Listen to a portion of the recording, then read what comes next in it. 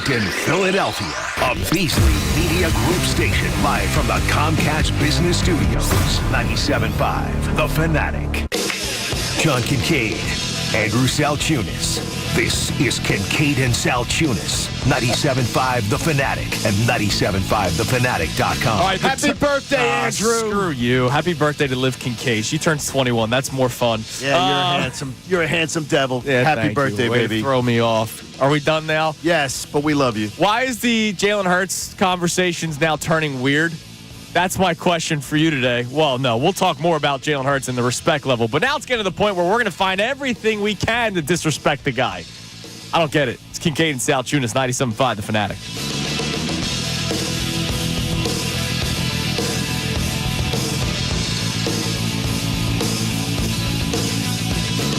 All right, it is Kincade and Salciunas. You can fade out the music. It's all right. Fade it out.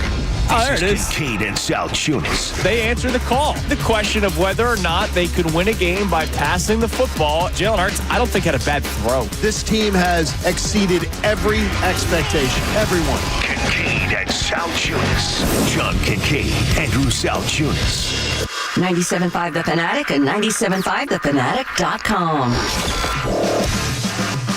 And a good Thursday morning, Philadelphia. I'm Andrew Salciunas alongside my man, John Kincade. Johnny, good morning. And a good morning to you, birthday boy. Thank you. Another day. No, it's not another day. It's a very important day. It's an important day. It's another day. I will get home and take a nap.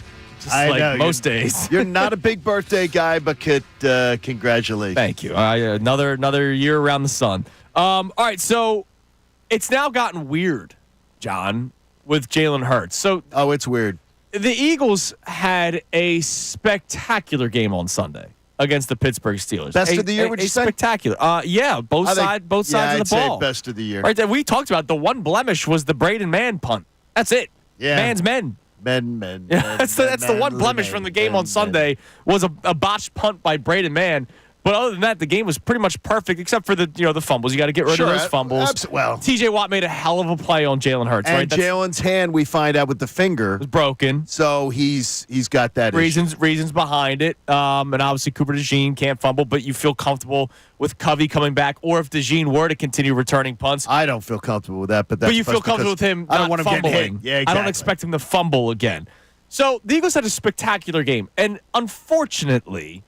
And this is where I do get the hatred toward media members sometimes. Unfortunately, people still need to find ways to click. And Yes.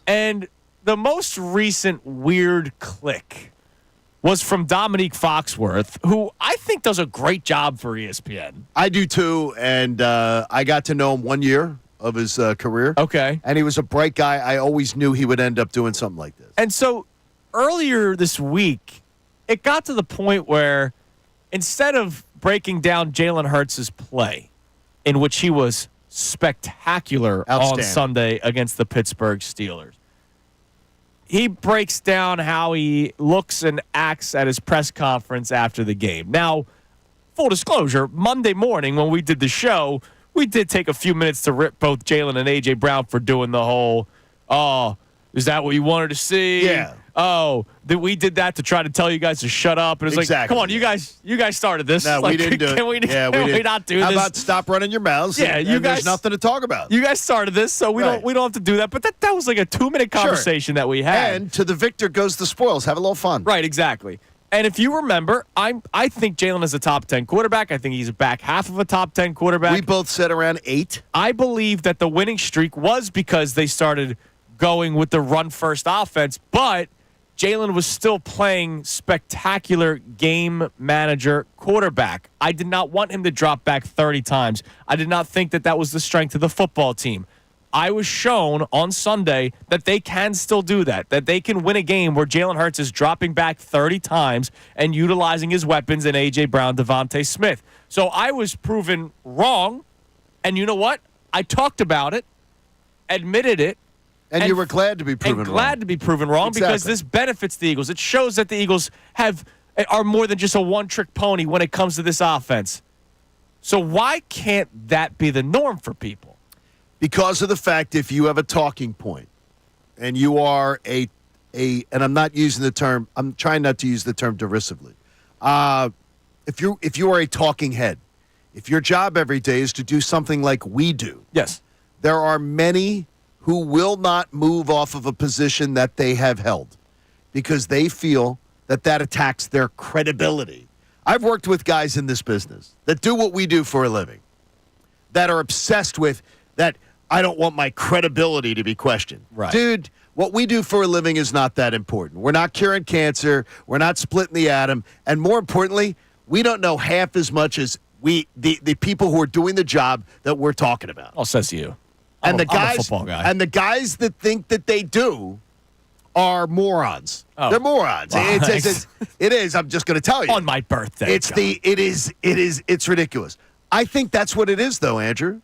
I think that people, if you had a position on a guy like Jalen Hurts, and this is what you thought he was, you're not going to move off that position, and you're going to hope. There's so many that get dug in going, oh, man, prove me right.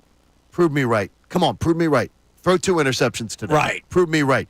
There are people that root for it. You're right. Because, but those who are attached to a team rarely do root for it. Right. And I don't believe there's anybody. I had some jabroni the other day going like, oh, yeah, well, we're real Eagles fans because we're rooting for the team. Only positive, like, look, dude, you can put on your pom-poms and your cheerleader skirt if you want.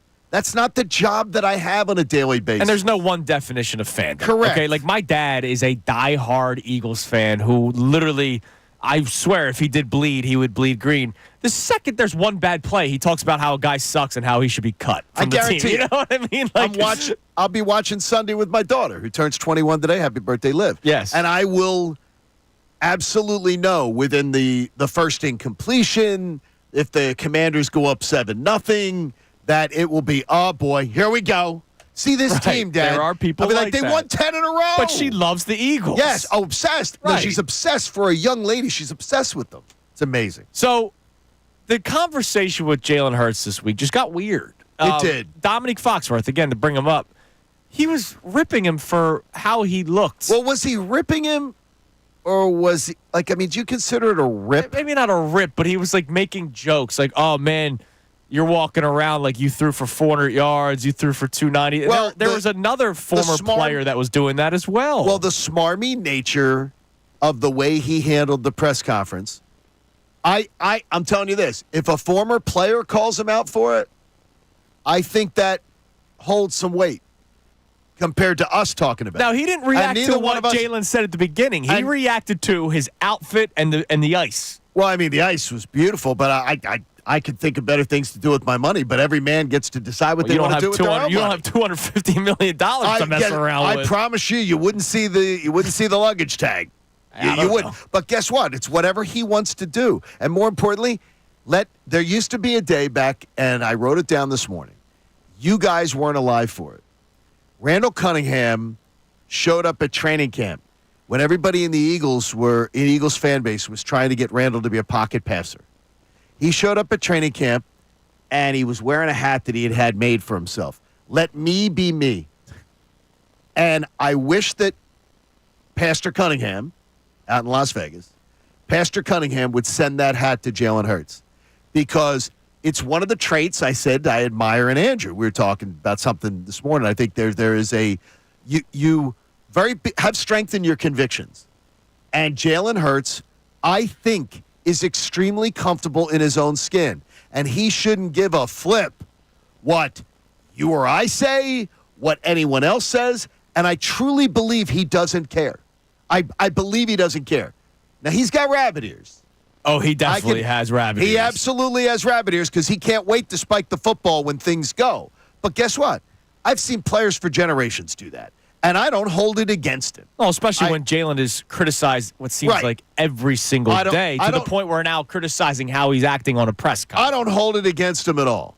But when former players critique former players about how they carry themselves like after games or at a press conference, my ears do perk up a little bit more, no matter what player it is, because it was a little a spike in the football the other day. Okay. And anything that was being talked about and all the noise was self-created. It was not media-created. It was self-created. Absolutely. And not by him, by the way. No. He did not create the noise. No, it was AJ and Brandon Graham. Now, Our question today to start the show at 610-632-0975. Why would Jalen Hurts still not get respect after last week? And I want to play something for you. We had Adam Schefter on yesterday, as we do every single Wednesday at 8 o'clock. Him and Doug Gottlieb kissed and made up, by the way. Did they? That's yeah, good. They did. I'm glad. I have confirmed that story. I'm glad that Chef Lieb is still together. Yes. Here was Adam Schefter yesterday talking about Jalen Hurts that, if you keep on winning, you'll get the respect. And I got to question it. Go ahead. Well, here's the deal. If they're wrapping up the number one seed and it leads them on a playoff drive that results in the Super Bowl parade, I guarantee you that Jalen Hurts is going to get all the flowers he wants. Like, it doesn't matter whether you think people are or aren't giving him props he deserves. Like, he's discussed as one of the best quarterbacks in the game. Okay, he's not thought of, I don't think, right now, like Mahomes or Allen or Lamar Jackson. He's probably considered a notch below. But guess what? If they're winning, his stature is going to be elevated. His respect is going to be elevated. The way people talk about him is going to be elevated. So, did you hear the one thing, and maybe it's be me wordsmithing? Go ahead. He's going to get all the accolades that he wants, and it was weird because one of the other analysts on NFL Live said the same thing. He's going to get all the praise that he desires. Well, maybe he feels disrespected. Okay, and maybe that's what gets him up every day. That could be his Jordan. That could be exactly. That could be what gets him up every Nobody day. believed in me from the very beginning. I believe that is a lot of. I believe that's a false narrative on many fronts. Yeah, but sometimes you just need it. It could because be you know his who believed in driving factor. You know who believed in you? Your teammates believe in him. The Eagles drafting you second round. The Eagles believed in him in the second round when everybody else was saying third or fourth round. The Eagles believed in him when they gave him $250 million. Right. So the whole. Yeah, nobody believes in me crap. That to me is just blah, blah, blah. But what's amazing to me... And if you need... I do question people who need to make stuff up in their head to create the motivation. Michael Jordan's the greatest of all time. And I don't understand it. I never want to do. I never understood it. Like, I was like, Jordan was universally received as the best. No, I know. And he still felt, I'm going to play the disrespect card. I don't care. Hey, whatever works. The Chiefs are doing it this year, man. They're a freaking dynasty, and they're talking about how they're being disrespected. Everybody gives up on us. So when Shefty says if he keeps on winning, he'll be elevated, everyone's going to start talking giving him all the praise that he desires. But why isn't his talking points elevated already? Like, last year happened, and last year was bad. No, last year was bad. He was a Super Bowl quarterback just 2 years ago. Okay. He's been an MVP candidate multiple times now. This year, he's once again leading his team. I know, run first, but he's still the quarterback of the 12-2 Philadelphia Eagles, who are now number one in a lot of power rankings around the NFL. So why isn't it elevated yet to the same point of guys like Josh Allen? I'm not saying Patrick Mahomes, because Mahomes is in his own class, but Josh Allen, Lamar Jackson, Joe Burrow gets more love than Jalen Hurts. And look, I believe Joe Burrow should get MVP votes this year. I think Joe Burrow is. It's not going to happen, but he should get MVP votes this year. It's not his fault that his defense absolutely sucks. But Jalen Hurts, it still feels like there's always a tone or an agenda. Now you're sounding like our wives. No, seriously, it always a tone. Come on, the people that doubt Jalen Hurts always say certain things. A tone. Stop. There's a tone toward Jalen Hurts. A tone. You know what? Grown men don't care about tones. Seriously. I'm speaking for Jalen. You can't. I mean, don't worry about freaking tones. But there is always a but. Yeah, there is all the time. There's not any but. You know what? There wasn't a but with Jeffrey Lurie and Howie Roseman. Yeah, but that's not who we're talking about right now. By the way, before last season, before the 2023 debacle, which we all agree was a really bad year for Jalen Hurts. Yes. It was a bad year. It fell apart, and his leadership was questioned, and he sort of melted down. He was a top 5 player selection in the preseason top 100. He got all the praise in the world. So this narrative is so fake. Well, I don't believe in the players. No, but the players of the league, his peers, gave him all the respect in the world. That's not who we're talking about. But they had him in the top 5. They also voted Patrick Mahomes number 4 this year, and that tells you all you need to know about that list. And, though, it comes to the point where he was getting all the accolades. He wasn't getting them this year because people doubt of what happened last year. And this year is all about making sure that everybody says last year was BS, and it didn't happen. You know how he's going to prove that? In January. He's not going to prove that in December. It's not going to. If the Eagles win, if the Eagles go to the playoffs, lose their first home game, it is not going to change those narratives. If he goes out and wins, if we're down in New Orleans, that will change the talking point. So they would have to get all the way to the Super Bowl. I think it will come. No, I think if he balls out, like let's say they're the 2 seed, and he wins 2 playoff games at home, and then loses a hard-fought NFC title game on the road. Yeah. There is that the talking points will be very, very good on Jalen Hurts as long as he's played well. Right, as long as he's played well. But it's just weird. He had the passing game this past Sunday, and it still doesn't seem like he's getting enough love. It goes back to, but it's once. He showed it once, Andrew. Yeah, but they haven't needed it in the previous win. But he's shown it once. Not everybody's going to go, yeah, that's it. And by the way, he showed it in the first quarter. He showed it in the third quarter and fourth quarter. He didn't show it in the second quarter. And in the second quarter, that allowed Pittsburgh to crawl back in the game a bit. He was not releasing the ball. He was holding on to it too long. And so it wasn't like it was the perfect game, even though we both gave him an A for Sunday. It was fantastic. Absolutely. It was a fantastic game. But it wasn't like it was the perfect game. Okay. I mean, it was damn good. I think against better than a lot of quarterbacks on Sunday. I think against the competition, it was absolutely the Steelers also made adjustments. You have 18 years of Mike Tomlin and success making adjustments after the first quarter. And he's diabolical. So our question to start, why would Jalen Hurts still not get respect after the game that he had last week? You can text and call at 610-632-0975. Now, an update on the Hurts BG Big Dom story. So we told you yesterday that BG responded on Instagram to one of the reports from Jay Glazer saying that these were lies. Jalen Hurts was asked about it in the press conference yesterday. I'm not even going to play you the clip because it was a two-word answer. The question was like a minute long, and the answer was the question was like the question was more of a statement, diatribe, whatever. And then Jalen basically said it wasn't true. So Jalen Hurts also denying the report of Jay Glazer. Now, I saw you tweet out yesterday tagging Jay in it. Yeah. I've known Jay over the years, and I thought there'd be a chance that maybe he at least would. He's not going to give up his source. No, of course not. But what I would tell you is, and Amy said it yesterday, I was assured by 2 prominent NFL insiders, one that we may know closely, that says Jay Glazer doesn't make sheesh up. So it's one of 2 answers. That doesn't mean it happened. It just means that somebody told Jay Glazer that story. Right, exactly. He's not making that up. Leave it up to you to decide who may have told him that story. Now, could it be somebody clout chasing? I don't think trying to seem like they're bigger and more important than they are. I don't think that person would make up a story, though. I would hope not. I'm going to say to you right now, somebody told Jay Glazer.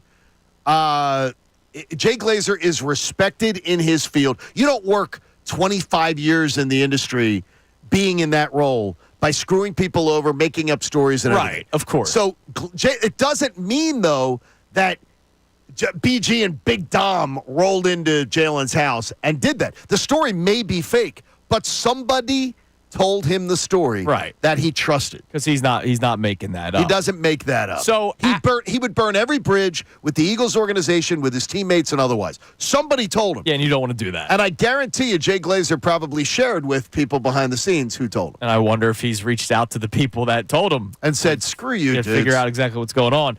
So later on in the press conference, somebody circled back on talking about leadership with Jalen Hurts. And we've seen this a couple of times with Jalen where he won't answer a question, or maybe he'll answer fortune cookie. Or maybe he'll answer it like he said, that wasn't true. Like, that's an answer. That's it. No, that's all the answer I require. I don't know about you. It wasn't expanded. So somebody then found a way to have him talk a little bit more about his leadership and how it's changed over the years. And here's Hurts talking about adapting himself as a leader, not just a player on the football field. This is a totally different team than what I walked into. That's just the way it goes, And I think that some of the things, or maybe my words or my perspective of wisdom or whatever that is, you're pouring into that, and you're trying to come in, and you're trying to set the right example. You're trying to earn the respect of your peers. That's one thing that you have to be cognitive of. So I was coming in, earning the respect of my peers, and that was the whole main thing. You had guys that had won championships, that had done things, veterans, and they'd done those things. And so now we're younger, but it's still required that you do that. But you have to understand as a leader that it's going to be different because everyone is different. And so that's something that you have to navigate as time goes on. Definitely be able to adapt and change with the times, but also stay true and real to who you are. That's what it's all been about. It's been an exciting journey in that because I feel like I've been able to grow and further develop myself on this journey in my career in all facets, and just want to show up and be the best version I can be every day. That's a great answer. I love that answer. That's, when you finally get to the question that will actually make him speak more open-ended. Like, that was a beautiful answer. It was a great answer. And more importantly, I think it's, and I think that it's something where I wasn't listening to that going, blah, blah, blah. I was listening to that, and it felt heartfelt. And I believe he is a guy who seeks wisdom. And I believe he's a guy that is constantly trying to get better. And I think we're seeing it. Yeah, no question. It's happening in front of our own eyes. Like, it is. This time last year, Hurts, Sirianni, there were issues. No, the season was disintegrating. 1 year later, A.J. Brown says something that could have gone a wrong way, and Jalen Hurts handled everything perfectly. Beautifully. Yeah, he's grown within this past year. So I just wanted to play that clip there for a little kudos to Jalen Hurts. Obsession with what he looks like. Yeah, that was now weird. my wife and daughter thinks he looks like Shamar Moore. Hey, look, which is a high compliment. I wish they thought I did. Why would Jalen Hurts still not get respect after last week? Try to expand on that. Give us some wisdom. 610-632-0975. Coming up next, we continue to talk about the lack of respect for Jalen Hurts. And you made a good point yesterday. Every once in a while. About the lists that will be coming out after this season. And now they will include Jaden Daniels, who they face on Sunday. Yep. We'll talk about that next. It's Kincade and Salciunas, 97.5, The Fanatic. Fanatic Sports Update. The Birds look to lock up the division. I'm Brendan Gunn, and this update is brought to you by Groundworks, your expert for basement waterproofing and foundation repair since 1997. Book your free inspection today at groundworks.com. Yes, the Eagles look to win the division this coming Sunday when they travel down to Washington to take on the Commanders. Not only that, but they look to extend their franchise record winning streak to 11 wins in a row, and they may be getting some reinforcements back as the team opened the practice window for edge rusher Bryce Huff yesterday. Huff has not played since the last time they played the Commanders back on November 14th, and not only is the division up for grabs, but ESPN's Adam Schefter predicted the Eagles to win the top seed in the NFC during his appearance on Kincade and Salciunas yesterday. I just think that in the end, by the time these final 3 weeks play out, the road to New Orleans is going to go right through Philadelphia. The Flyers dropped their game last night to the Detroit Red Wings by a score of 6-4. Luckily, they don't have much time to dwell on it. They're back in action tonight to take on the LA Kings. Catch that game live right here on the Fanatic starting at 7:30. And the Sixers remain idle today, but they pick it up tomorrow against the Charlotte Hornets. This update was also brought to you by PayPal. Get exclusive cashback offers in the app and with the PayPal debit card. Stack 5% or more in your chosen monthly program. Category up to $1,000 in purchases. Don't just pay PayPal. I'm Brendan Gunn on the home of the 76ers and the Flyers. 97.5 The Fanatic and 97.5thefanatic.com. Can you feel?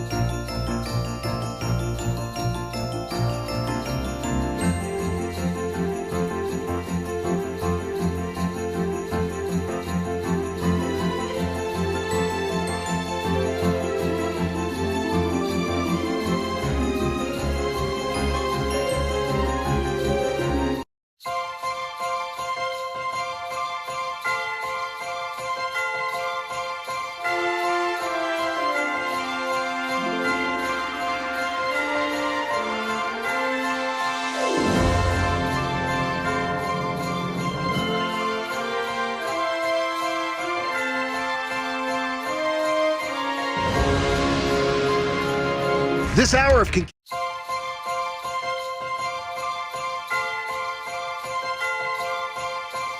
and Salciunas, 97.5, The Fanatic. John is blowing my mind that I've missed out on an incredible item. Now, only people of a certain age. Now, this is funny because we're doing something on this a little bit later in honor of Tunis' birthday today.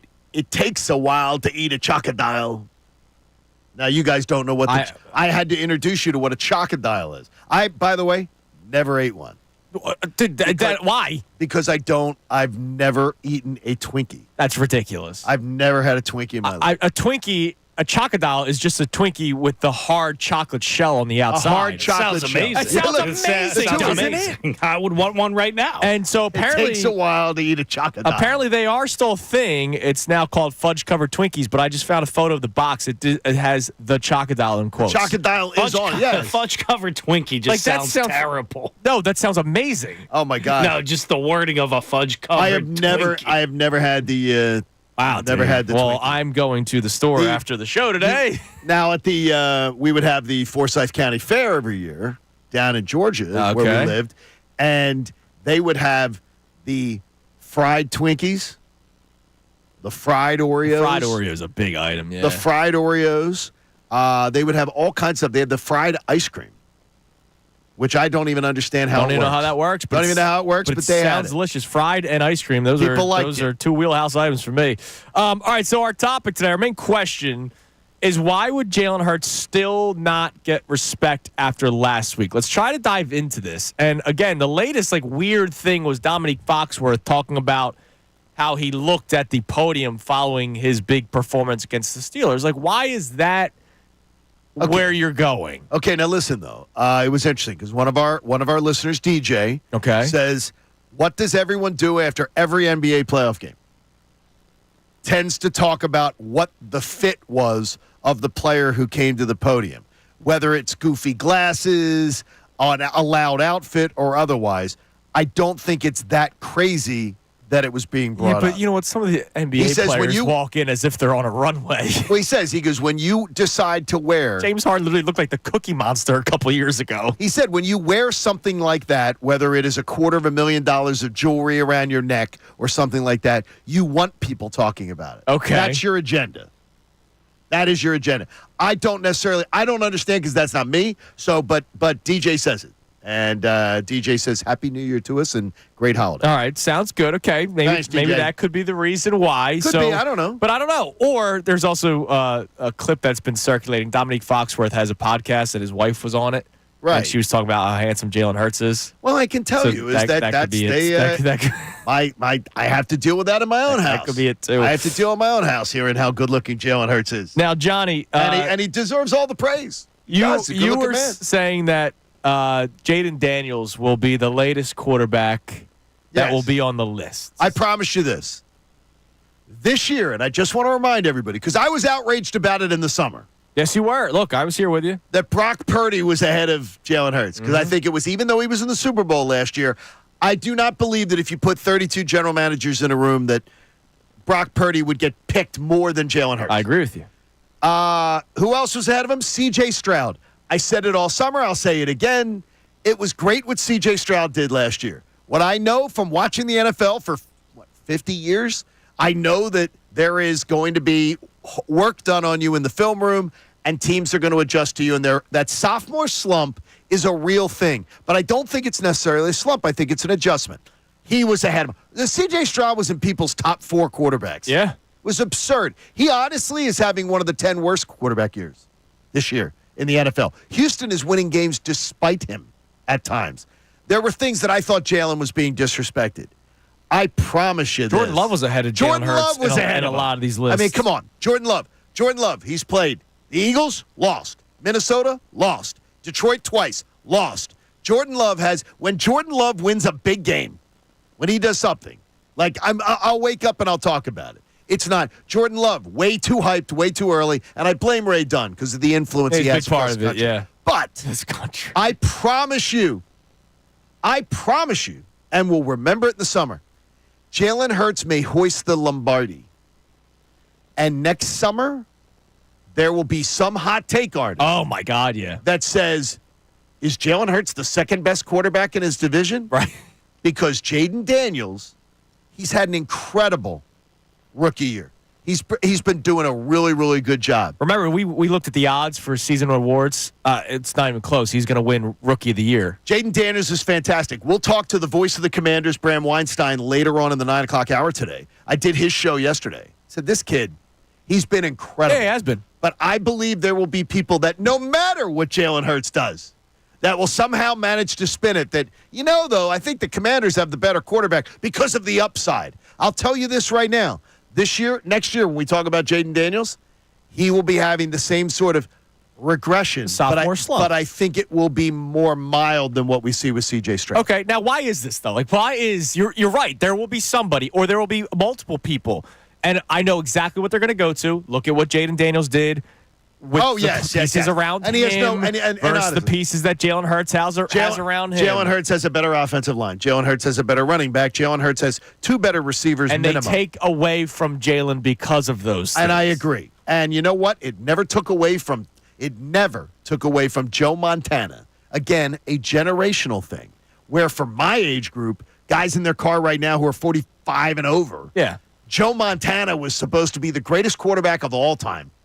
And then we saw Tom Brady, and we're like, damn, Tom Brady's better than Joe Montana. I love Peyton Manning, and Peyton Manning is one of the best quarterbacks of all time. He also had Marvin Harrison and Reggie Wayne. At a point of their career, the two of them played together. Adrian James on that team? Adrian James, yeah. Let's not act like Peyton Manning. Oh, look, he was great. And I'm sure he would have been great if you and I were the receivers of the Indianapolis Colts. Well, I don't know. But Peyton Manning also probably was a little bit better because of the players around him. He was. Every great player, every guy who goes on huge runs in his career is benefited by things.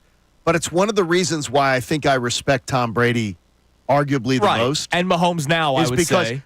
Tom Brady and Mahomes, honestly, have taken it to a level that they can take Joe Bag of Donuts and win and find ways to win, and I admire that a lot. But Jalen Hurts, he doesn't deserve to be penalized because of the great players he's had around him. No, and people do. They do. Oh no, they line up. No, they line up to do. I'll be critical of Jalen Hurts if he has a bad game. Yes, exactly. With the pieces around him, and you should, because I go, whoa, how'd you only complete like 10 passes? No, you when you have A.J. Brown, Devontae Smith, and they're open every single play. I'll only complain about that if he only has like 20 opportunities or 18 opportunities. Right. Of course. Jalen's getting like Jalen doesn't get the grace that other people get, which is because of the talent around him, and I sort of understand it.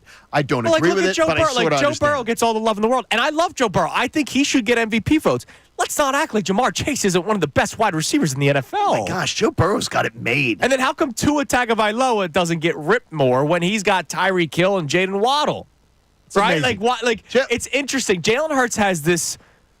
I'm not going to use aura around him because of the term. He does have how an aura. Everybody uses the term nowadays, but there's an aura around him where it's like, yeah, he's good, but we're not going to give him that much credit because of what else he has. Whereas other quarterbacks have the exact same talent as the Eagles have. It's hard to reset expectations when you come into the league. He came in as a guy that couldn't see the field, didn't have the best arm strength, and it's hard for people to reverse course on that. Yeah, but what, Jared Goff was questioned as the number 1 overall pick because it was a weak quarterback class. It was just him and Carson Wentz as 1 and 2.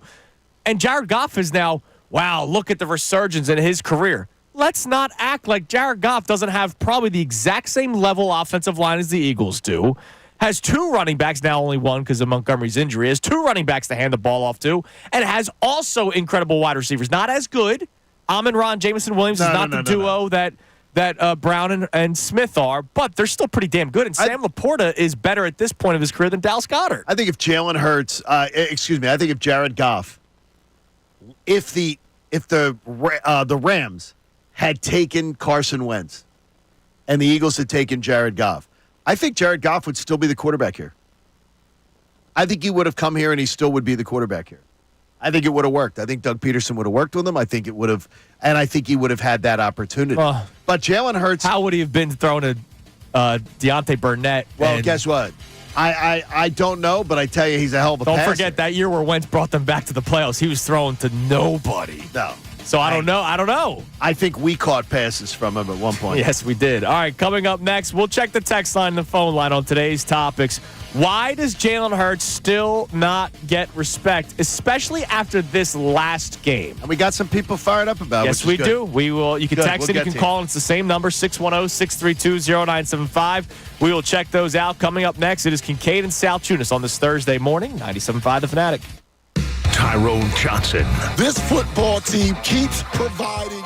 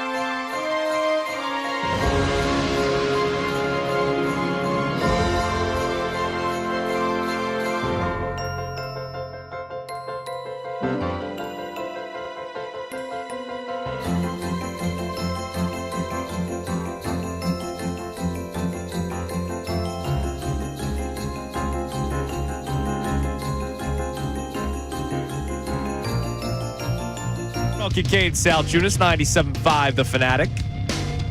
John mentioned it last segment. The voice of the Commanders, Bram Weinstein, is going to be joining us coming up at 9:05. Bram's a good dude. He is a good dude and very, very his dream job. Yeah, which Like is you talk that's about, like that's a beautiful story. Grow up in that area, work in radio in that area, then get hired, get all the way to ESPN, get to do Sports Center and ESPN Radio, and then to get that job. Yeah, it's amazing. That's a great job. That would be like if one day the Phillies called me and said, "Hey, we'd like you to do play-by-play or play shortstop." Either Well, one. I don't think that one's happening, and I still think got that one's. I still got the leather. It's just the bat might not be getting around those fastballs. That's the way it works. Now, Would you do the fantasy camp? would I do it? Would you love to do the fantasy camp? Yeah, I would love my dad to do it. Would love for that to happen. Okay. That would be really All right. cool. It's good. Just think about it. So, by the way, real quick, and we're going to talk so much Eagles Commanders tomorrow. Yes. Do you get the sense that people are at the wake me up when the playoffs come yet?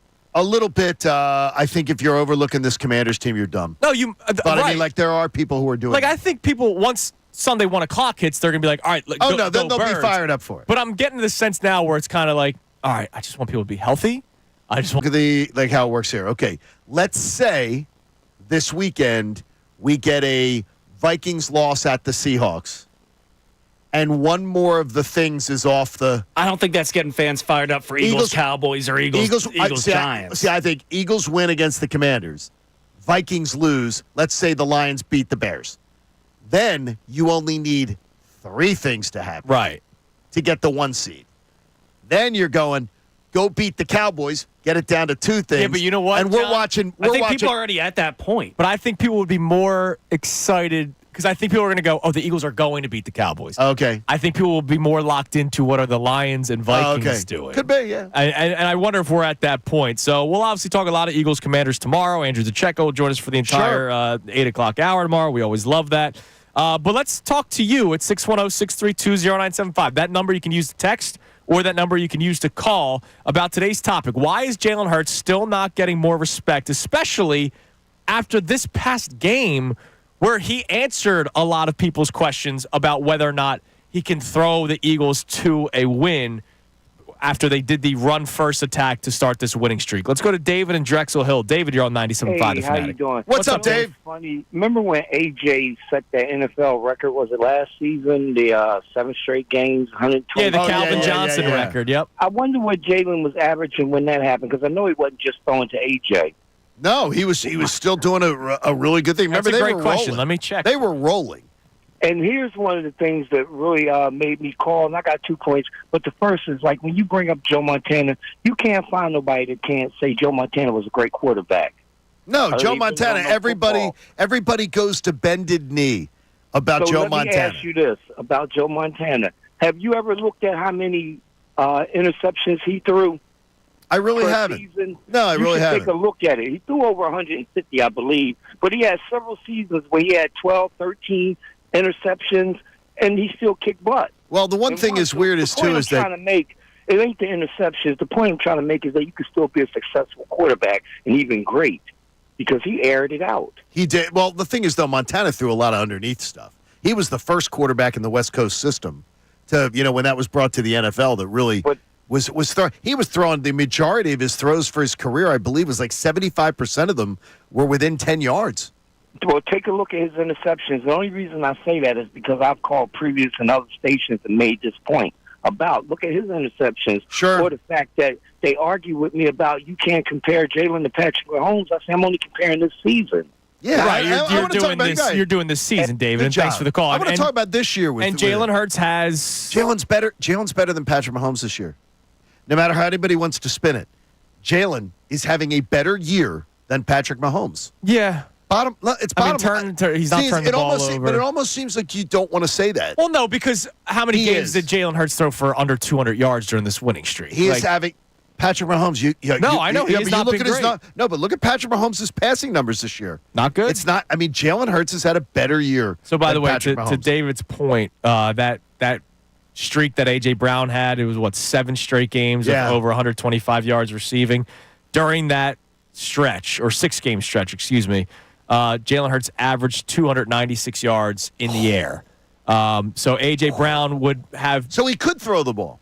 And A.J. Brown didn't even have half of those, right? So he was still throwing to Devontae, to Dallas Goedert, and to all the other weapons that the Eagles had last year. So wow, just because it felt like A.J. Brown was getting all the targets during that stretch, it was more so just what he did when he caught the ball. Whereas Jalen Hurts was still spreading the ball around during that time. So, yes, he can still throw the football. That's wonderful. And our question today is, why would Jalen Hurts still not get respect, especially coming off of a game like last week? Let's go to Gus on the cell. What's up, Gus? Hey, Gus. Hi, how are you? What's up, brother? What's up, buddy? Hey, I guess the question I would have is, what quarterback would not receive criticism in Philadelphia? Well, that's what I always say. And, historically, if you're just talking about Patrick Mahomes, and would he be receiving criticism as much as Jalen Hurts? To be quite honest, I think Jalen Hurts is built. I think that's probably one of his best positives, is being able to maintain this, or be able to handle this type of criticism. He did at Alabama and everything that went on there. Oh, he is very strong mentally. I mean, we talked battle tested. How many times have we talked about like the Hurts and Wentz stuff? And man, Hurts, if you were to take attributes from both quarterbacks, you would probably take everything of Hurts except for maybe Wentz's arm, and that includes his head. Like Jalen Hurts mentally, I take the head all day long. Yeah. I mean, it's not even close. So I do think that he'll probably go down as one of our most successful quarterbacks. Maybe not number-wise, but definitely winning-wise. Hey, if absolutely. he gets to a second Super Bowl, Thanks for the call, Gus. he gets to a second Super Bowl, and if he hoists one, he absolutely then gets into the it's Donovan McNabb and him. Oh my God, yeah. McNabb got to 1 Super Bowl. If Hurts can get to 2, If Hurts gets to 2, and you then don't Hurts think wins, they're going to fall off after this, and then if Hurts wins one, and what we got to remember is Hurts is 26. yeah, he seems older because of how he acts. Because he acts like you do. Yeah. You act 20 years older than you are, or maybe 30. Maybe 30. I thought it was the chain that Chunas comes in with every day. Yeah, exactly. I just take it off before the show. I'd kill to see Chunas I don't want in one of those chains. I don't want our YouTube audience to be jealous, you know? There you go. All right, coming up next, we'll reset the show. We'll hear more from you at 610-632-0975. Why is Jalen Hurts not getting the respect, especially after a game like last Sunday where he was dominant against the Steelers? Now, I will also open up another conversation about how this offense really comes down to him. It's Kincade and Salciunas, 97.5, The Fanatic. Fanatic Sports Update. The NFC East is up for grabs. I'm Brendan Gunn, and this update is driven by Gary Barbera. Is Gary Barbera the best? Boy, I guess. Gary Barbera is thankful for Birds captain big man Brandon Graham. Drive like BG today, and happy holiday with a new Barbera Jeeps $249 a month. Yes, the Eagles look to lock up the division this coming Sunday when they travel down to Washington to take on the Commanders. Not only that, but they look to extend their franchise record to 11 wins in a row. And they may be getting some reinforcements back as the team opened the practice window for edge rusher Bryce Huff yesterday. Huff has not played since the team last played the Commanders back on November 14th. And not only is the division up for grabs, but ESPN's Adam Schefter predicted the Eagles to win the top seed in the NFC during his appearance on Kincade and Salciunas yesterday. I just think that in the end, by the time these final 3 weeks play out, the road to New Orleans is going to go right through Philadelphia.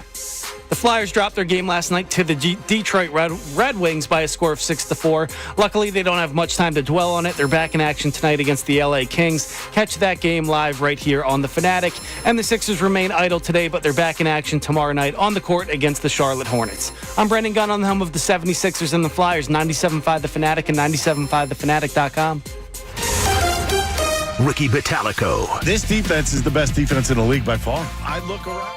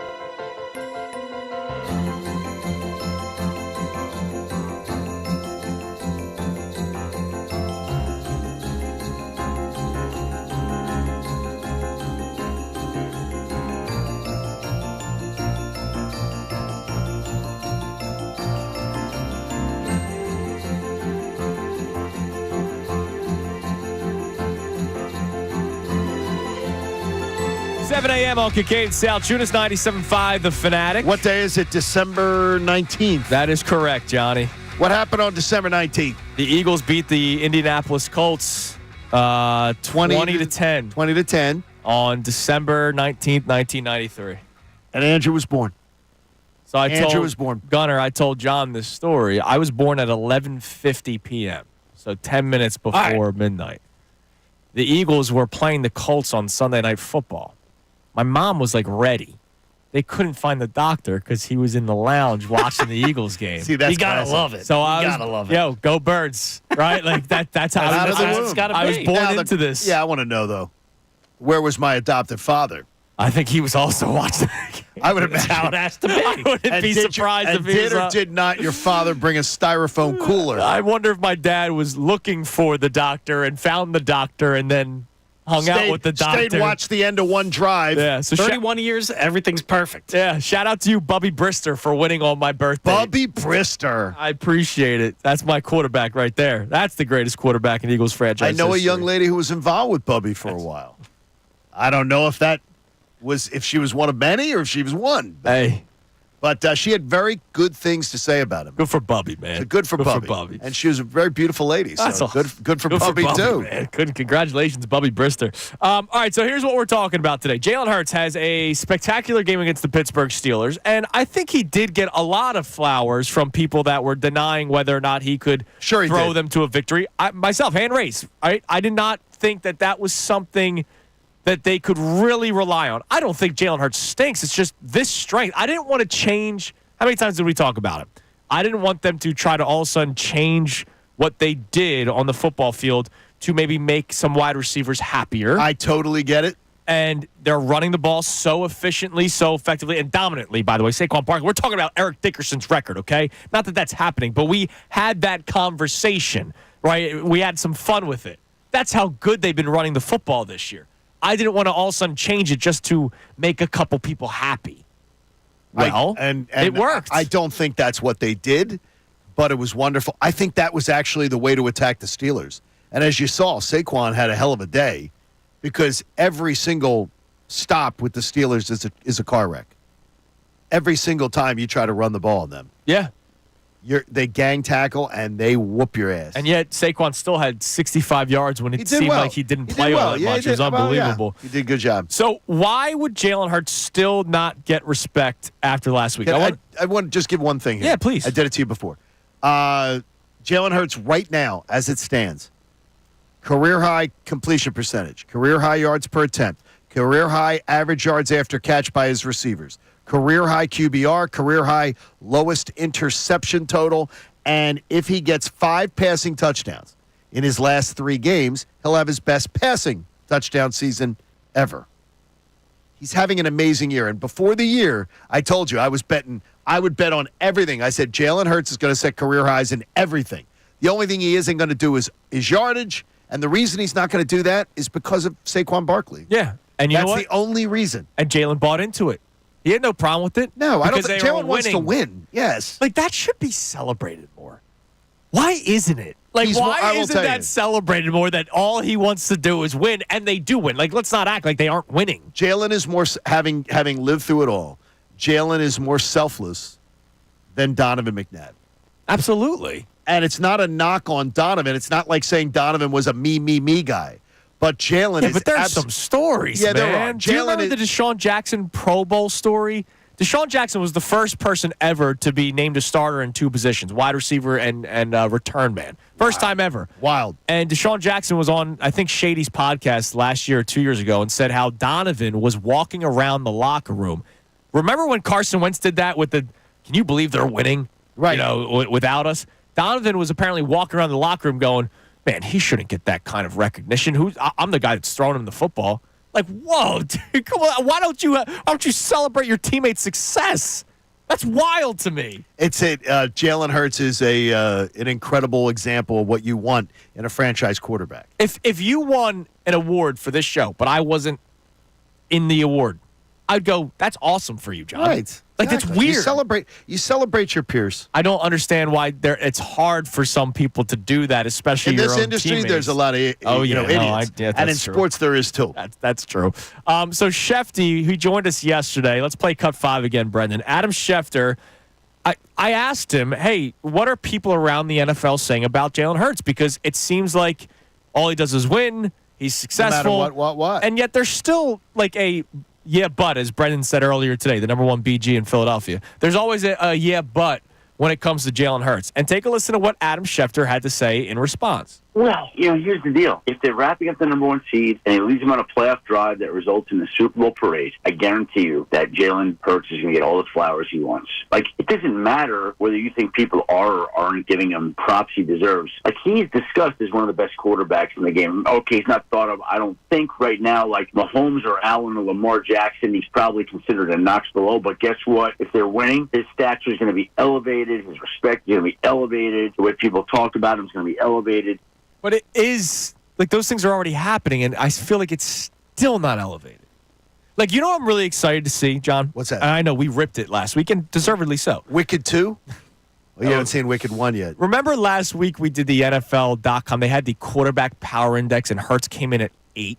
Which I raised holy hell about. So they have yet to update it. It is now 2 days past the normal posting of the power index. Wonder why. Because they honestly, they're not figuring out how to put it onto a roll so that way they can just use it as toilet paper. Like, I need to see Jalen Hurts go from 18 to back to, let's say, 8, where we said he was before the season started. Something like that. But I bet you he won't be. I bet you he'll be like 15th or something. They'll find some excuse. But why? Why is that? I want to see the people that are ahead of Jalen Hurts, and I'm just going to chuckle. And I'm trying to figure out the why. Like, why does he not get more respect after last week's win? 610-632-0975. You can text and you can call in. What do we have on the text line, Gunner? And then we are going to open up another conversation about how this offense, fair or unfair, it's fair because he's the quarterback, falls on him. Yeah, similar to last week, blaming the media. And the guy who just called in the last segment as well. We got Ralph in Pottstown checking in saying Jalen Hurts has always been disrespected by his own fans and the local media. So now the national media has adopted the same perspective. We did the same with McNabb, and as long as Jalen Hurts doesn't win a Super Bowl, he's going to continue to get the disrespect that McNabb continues to get. I don't think the national media reacts to what we say. Yeah, they don't. No, they sometimes, if we are to blame for a story, they will bring it up. Yeah. They do not. If Jalen Hurts goes to another Super Bowl, and he goes to a Super Bowl 2 times in his 4 full seasons as a starter, he is going to be on a level in this town that's going to be talked about like nobody else. Yeah. Like nobody else. That's just utter nonsense. It's nonsense. Yeah, I don't get the blaming of people. But then again, like, I'll understand where the texter's coming from in this case, right? What did we have the name? Ralph. What's up, Ralph? Ralph might be, and I'm not trying to speak for Ralph, but I'm just going to take a guess. Ralph might be an Eagles fan that is happy if it's a win, right? I left that Panthers No, game. he could be that person. I told you when I left the Panthers game. Now you left from the media with your bougie box. Yes. I was up top with the people, Johnny. Yeah, you were. As I was walking out, it was like, yeah, go Birds, go Birds. And I was like, radio me was still kind of in my head of, yeah, go Birds. Like, they won, but it was a horrible game. But there are people that don't care. There are people that Eagles Sunday is an event. It's a family gathering. If they win, Monday's good. One of the good things, and I thank our boss over the years, Scott Masteller, who got me in back in the years at ESPN Radio. And I got to have Bill Parcells in studio a couple times. And Bill Parcells literally would listen to the network and then would sometimes comment. And he came in the studio and he goes, like, I was doing the same thing. This team's winning, but they're not winning, like, at the time. And I don't even know what team I was speaking of. And he went, do you know how dumb that sounds? You know how dumb that sounds? Yeah, they're just happy. You know how hard it is? You know how hard it is to win in the NFL? He goes, all you guys sitting behind microphones, you think that, like, you know what matters at the end of the year? Did you put up 11, 12? Did you win a division? Did you create the easiest path for you in the playoffs? Because this is so ridiculous. Right, and he literally is just making me feel like, you're a dope, kid. You are absolutely a dope. You have no idea of what you speak. Now, I'm going to guess. And he may have been right. But I will say this. I'm just going to guess because A lot of times coaches stick up for their players. And we're going to play a clip for you from Nick Sirianni coming up in a little bit. The Eagles might win games, but Nick Sirianni could admit there are things to work on. Bill Parcells, to that story, may say, yeah, we keep on winning, John. What are you talking about? However, you don't think in the meeting room he's going, yo, dude, why'd you miss that block? I guarantee you he will. That's the thing. Like, it's almost hypocritical. Yeah, you're right. So even the coaches and players say it all the time. Jalen Hurts, I'm not playing the way that I want to be playing, but I'm glad that we won. Like, yeah, they're glad they won because ultimately that is the goal, is getting W's. But you can also know that if you have certain shortcomings, those shortcomings can come back to bite you. So I had a tweet the other day from Hasbullah Phantom. All right? Shout out to Hasbullah. Hasbullah. Now, I didn't see it till the morning because he tweeted. That is such a strong name. He tweeted me at 11. I get John. 11:42 p.m. Doesn't sound like a bandit. Do you know who Hasbullah is? He doesn't know who Hasbullah is. No, I don't know Hasbullah. Yeah, just look him up. He's a riot. So I put out a tweet on October the 13th. This was the Browns game. I said, if the Eagles win this football game, it's only because of how bad the Browns are. Quote, a win is a win, my ass. This is not a Super Bowl contender, and that is what the season was about. Don't forget that. And look, at that time, they were not a Super Bowl contender. They were 2-2, going to 3-2. And this was during the Browns game. And that was the day that Nick Sirianni melted down. Yep. And afterwards. And that you put that tweet up before the meltdown. That happened. Now, Hasbullah responded. You know it's okay for a team to play a game where they look somewhere between a Super Bowl favorite and 0-16. Football's hard. Any win is a good win. Most have played high-level sports that understand that. Thank you. I appreciate your insight. But I get what he's saying. No, I get what he's saying, too. And then eventually he said, nothing we can do other than hope they find a groove. This could be a completely different-looking team in December. And then he tweeted me the other night.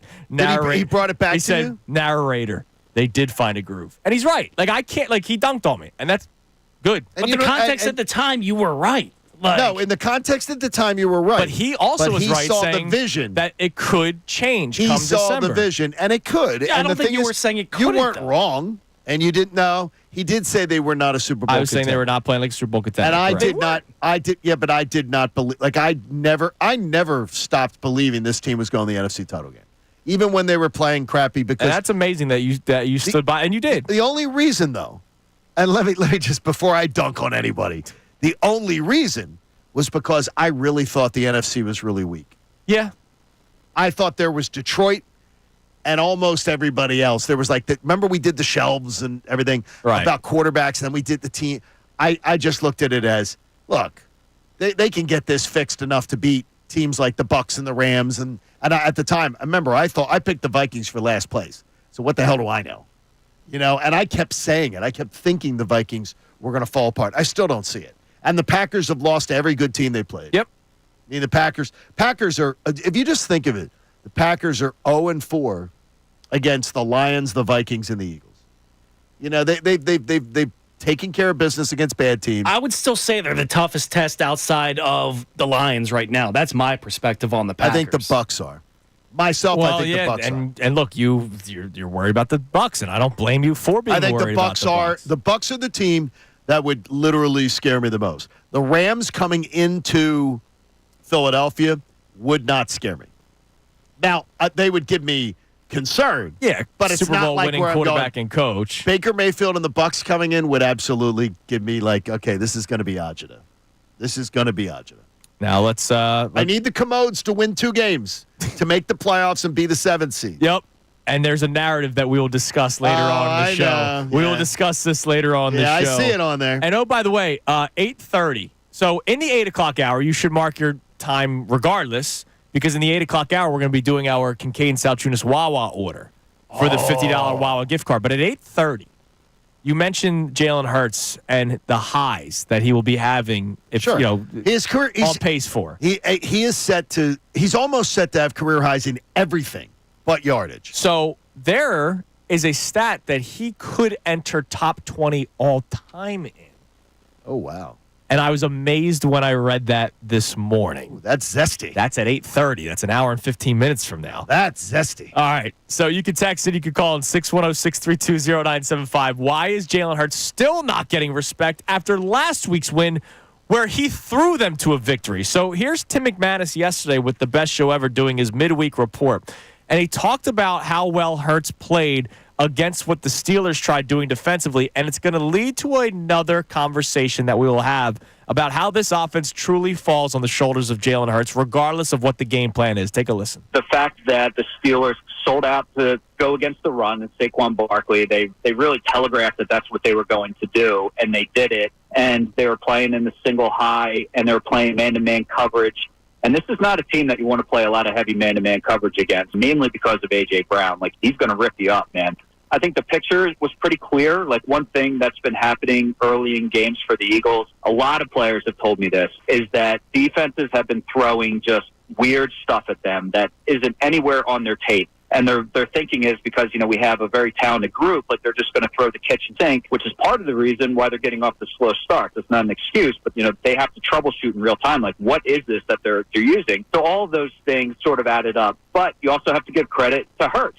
He was dropping back, boom, boom, the ball is out, boom, boom, boom, pop. It's a blast, like across the, and then that stuff sort of disappeared and really came back in we've seen bits and pieces of it, but really came back in a full force in that Pittsburgh game. Tim McManus getting his Tim John Madden on, man. That was awesome. McManus has been on a roll. We're very fortunate with Tim McManus and Andrew DiCecco. Oh my God, yeah. Their coverage of this team and Jeff how they McClain work joining here. us every week and everything is fantastic. When he's not getting root canal. When he's not getting a root canal, which, by the way, I think it is we're going to hear it on Uncovering the Birds. He is going to talk about how doing the show with us every week is what led to it. Similar to a root canal. Very similar feelings for him. But I would tell you right now is that when you hear that, when you hear guys who are around the team every day, and you start to hear their energy and their excitement. Oh, they sense something.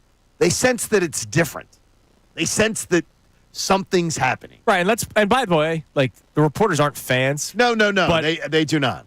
There is, I imagine, I've never worked a beat before. I imagine there's a joy in covering one of the hottest teams in football because that means there's more eyes on your work. Of course there is. And if your team goes to the Super Bowl, that means you're not doing the January, what are they going to do this offseason stories? No, you're talking about the story that is still going on with the team. So everybody's life is a little bit easier, even the evil media, guys, if the Eagles are successful. So you know who refuses to be a fan? Who? More than anyone? DiCecco.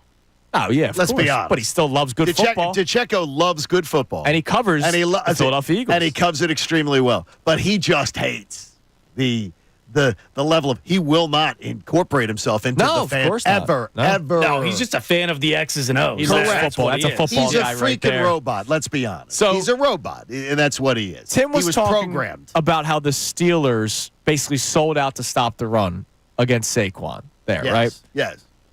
Be prepared to see that throughout the playoffs. I would agree. Especially when the playoffs, a lot of the ground game does come back to life a little bit for some other teams. You see it with the Chiefs. Mahomes might still throw 35 times, but they're still going to run the ball more than they might usually do because of the conditions, because of the cold. And, it's also different from what they've been doing all regular season long. So I don't want to say that this is unfair because you're the franchise quarterback.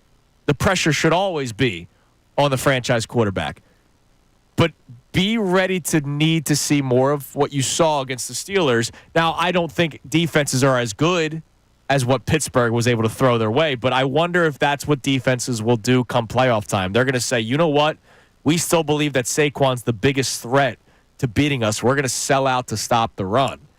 And then it really will fall in the shoulders of Jalen Hurts or the legs of Jalen Hurts because, the RPO offense. But a lot of this is going to come down on Jalen Hurts. I feel good about it. I feel too. good about it, and I just look at again. All right, if we were to say it, Goff,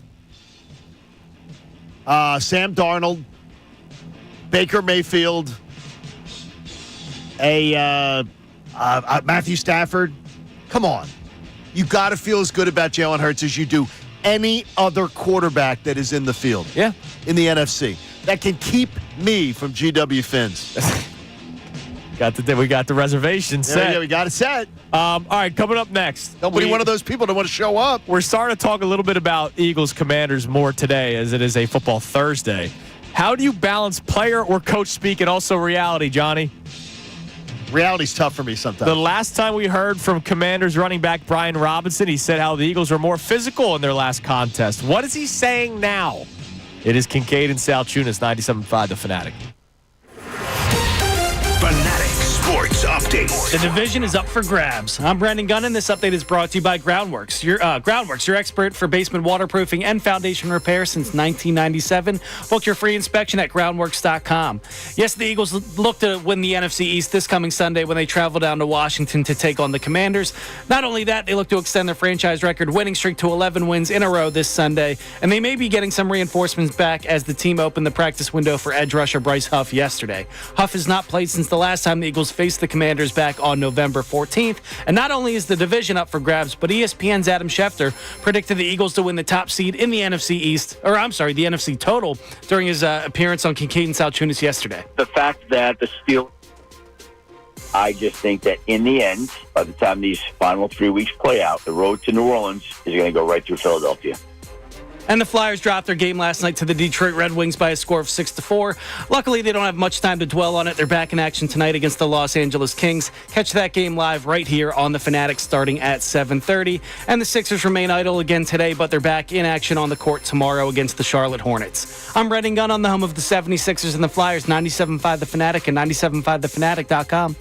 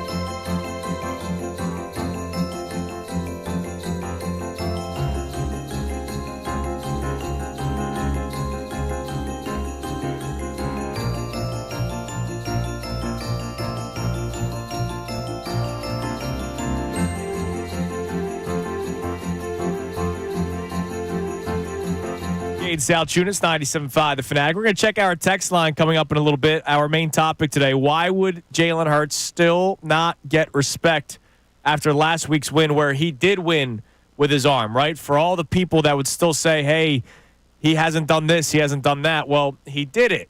Now, a lot of people, I saw this also from some of the talking, screaming head shows, well, he only did it once, so why are we getting ahead of ourselves? And it's like that's the goalpost that you always talk about. You say you need to see something. You say you need to see something. I need to see something. Then you see it, and it's, well, I only saw it once. Yeah, exactly. It's why? It's terrible. I disregard those people. I can't. But there's a lot of people. No, I can't like do that, it. Man. I can't and do it. And there's Eagles fans like that. Let's not act like there are not local Eagles fans. There's people who call radio stations just to be like, he sucks. He's an idiot. He's a loser. And I'm like, I don't even know why are you taking the call? Why are you taking the call?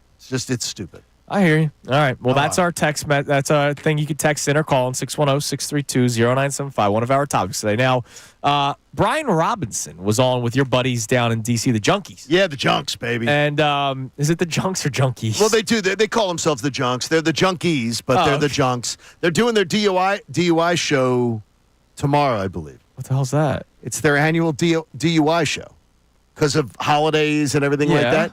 So they get loaded on the air.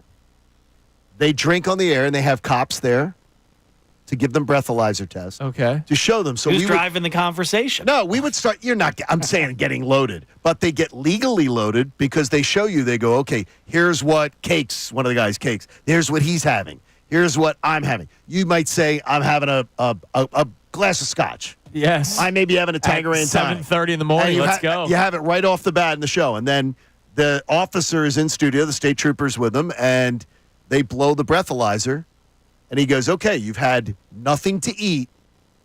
You've had a cocktail, and here's what you blow. How about that? And then they'll bring in some food and they'll have another So it's drink. like a good PSA show, but they're And they also having a good time. Right, and they have a good time, but they show you that, and they are all drunk by the end of the show. Oh. Like they're all over the legal limit where they can't drive, so then they have a car service that they do it responsibly. When's our show? But I'm going to ask. Scott said, would you just get back to the Eagles, please? Yeah, exactly. That's what he said. So Brian Robinson He said he has to drink because of us. Brian Robinson, Commanders running back, was on with them yesterday. Now, a couple of weeks ago when the Eagles beat them on Thursday night, Brian Robinson, he's very outspoken because remember, he was tweeting about fans who aren't real fans because of his injury and blah, blah. If I got shot and didn't die, you couldn't tell me anything either. Yeah, that's true. That's true. And then after the Eagles beat them, he did say, look, we lost because they were the more physical team, which was a great thing to hear as Eagles fans. So now going into the second battle of the season between the Eagles and Commanders, his tone was a little bit different. Here he is yesterday on the Junkies in D.C. Honestly, they know us, we know them. Just going based off of the first time we played, we just got to control all of the controllables on our end. We play our best ball. That's literally all that matters because based off the last game, we shot ourselves in the foot multiple times, and we feel like we are the better team, and we just got to go play better. And when we prepare, obviously we're going to do what we do, and we're going to attack them. We're going to go right at them. We just got to we got to execute better than they execute. How do you balance coach speak and player speak? Like, he said all the right things. No, he said all the right things, but he's... Don't do the whole we're a better team. That's like, by the way, you Dan, shouldn't say that, period. I promise you this, knowing their head coach really well, Dan Quinn is pissed. Dan Quinn is pissed. Well, and Nick Sirianni, who will find anything to motivate his players. I get you. I bet you he plays that clip. I guarantee you the audio will be played. And we know Nick listens to yes, the we show. do. Hello, Nick. So, hello, Nick. Good morning. That I guarantee you that there's some he'll makes that known, and I promise you, Dan Quinn is pissed off. And look, Dan does not like any level of disrespect shown to an opponent, and that is one of his tenets.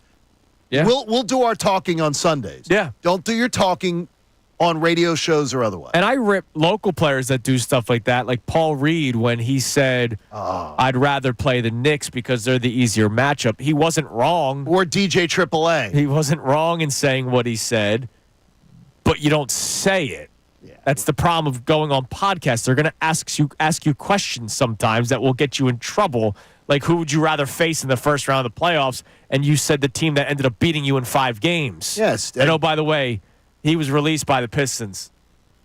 And DJ AAA, of course, when he was like, well, we're going to go swimming in that pool when they were up 2-0 in the NLCS. Congrats to him. I was about to say, we now have a Mrs. DJ AAA. Garrett Stubbs got married over the weekend. So congratulations. Love is love. Congratulations. Love is love, man. Yes, it is. is. Whether you want to mock his vibes or not. Congratulations. Yeah, that's great. Oh, by the way, only 3 Phillies were there. Does that mean we have a problem in the locker room? 610. That is a joke, ladies and gentlemen. Yes, that is a joke. But yeah, Brian Robinson says that the Commanders are the better team. I think we all that's based believe on that's not true. They're not better. They're not better. Really? Yeah, they're not better offensively. They're not better defensively. No, the Eagles are the better team. I don't know what Brian Robinson's seeing, but whatever he's having, I guess I'll have it too. Gunner, what do we have on the text line this morning? You could text in or call. It's the same number, 610-632-0975. Our main topic today, why would Jalen Hurts still not get respect after last week's performance when he did throw them to a victory against the Pittsburgh Steelers? Yeah, so we have a first-time texter checking in, and he's pretty much the reason for this whole topic today. He's saying, y'all are so hyped about Hurts throwing against the Pittsburgh Steelers. When Danny Dimes threw for 270 yards, it's not a big deal. He's still not good. Danny Dimes was getting crushed in a game. Danny Dimes was then, you get garbage time. There's if you're comparing, you need to compare. You need to look at it. Can I ask you something? Yeah, you can. So I get the point he's trying to make, even though it's nonsense. Do? No, it's nonsense. But I get the point that he's trying to make. When's the last time Daniel Jones played? It's been a while. It was November 10th in a game in which they lost to the Carolina Panthers. He has not played for 3 weeks now. Oh no, multiple weeks now. He's no longer even on the Giants. Do you know why he's no longer on the Giants? I don't. Would you tell us? Because he stinks. And That's a hot take. And he got released because he stinks. That's a really hot take. Don't compare Jalen Hurts and Daniel Jones just because Jalen Hurts did it in your eyes one time and against the Steelers in which Daniel Jones did it. By the way, Daniel Jones got his passing yards in the Steelers. I'm just going to look at it here. Hold on a second here. Yes, he did have that many passing yards. Daniel Jones got his passing yards after the Steelers were already up 23-9. Yeah. And then when the Steelers were up 26-15 by 2 scores later in the game. That's when he got his garbage time throw, prevent defense, and got some yards. Football. That is a completely different story.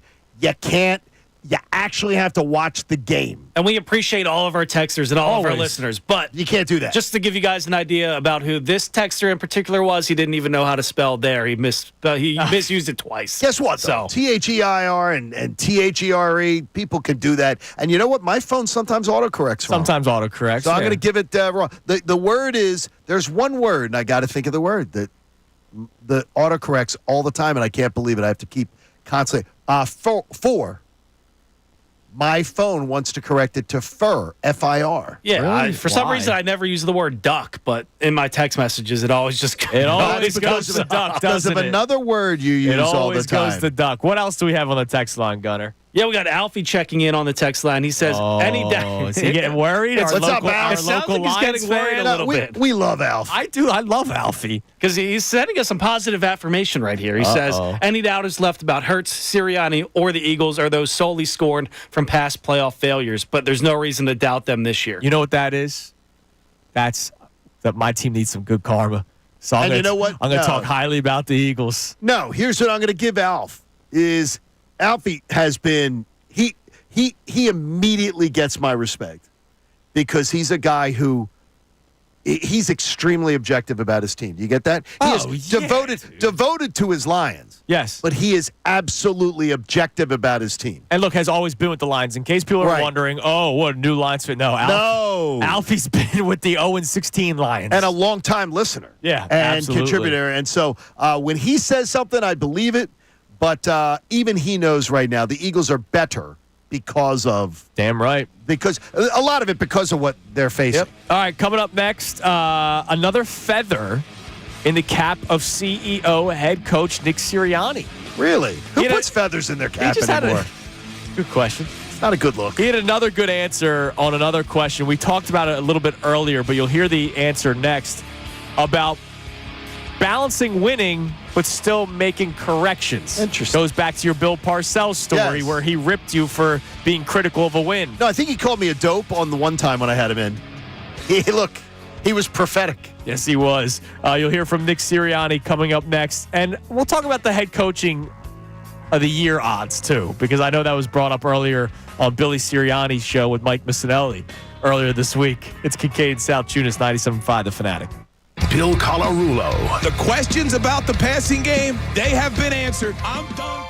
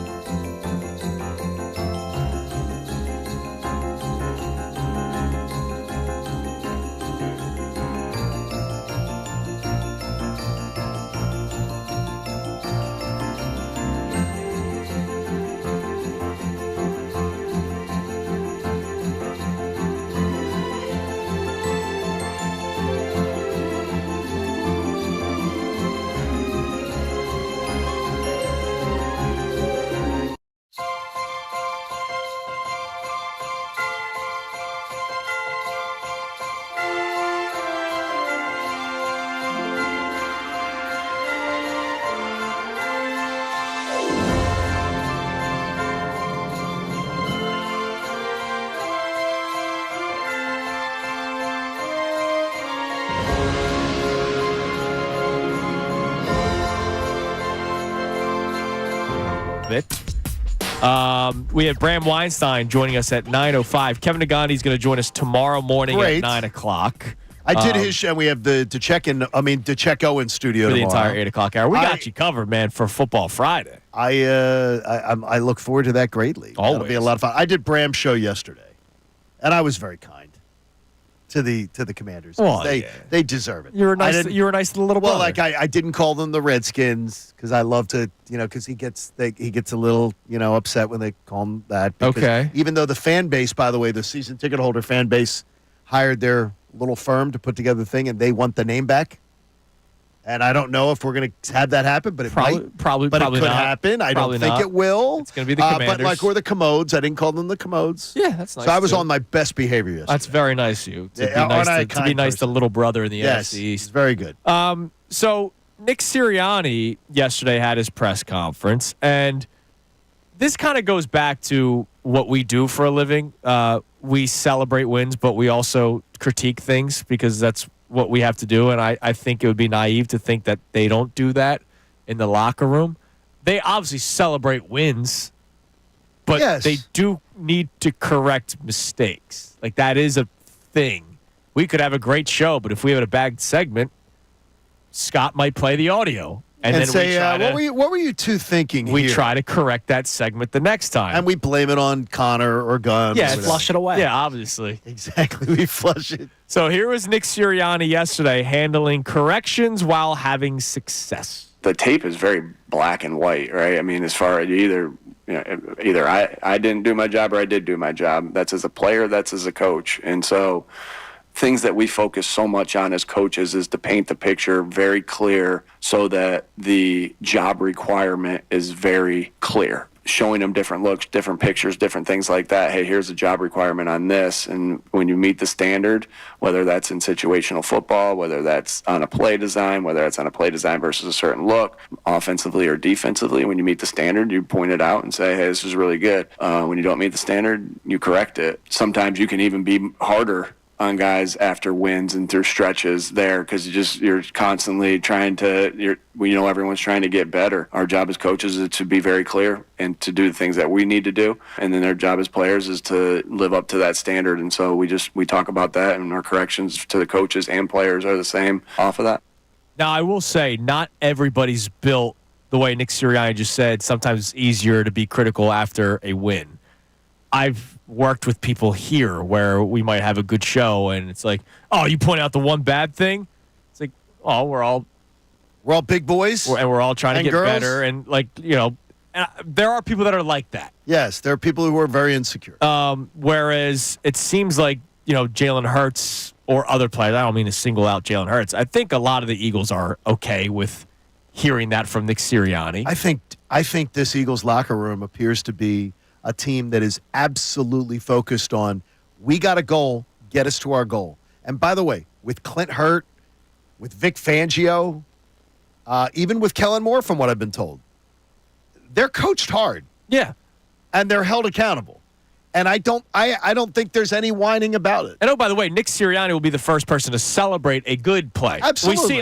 We see him on the damn sideline. Like, he's not afraid to hide his emotions. So I love that answer from Nick, because he can say, look, we still have to work. We still have to get better at things despite us winning.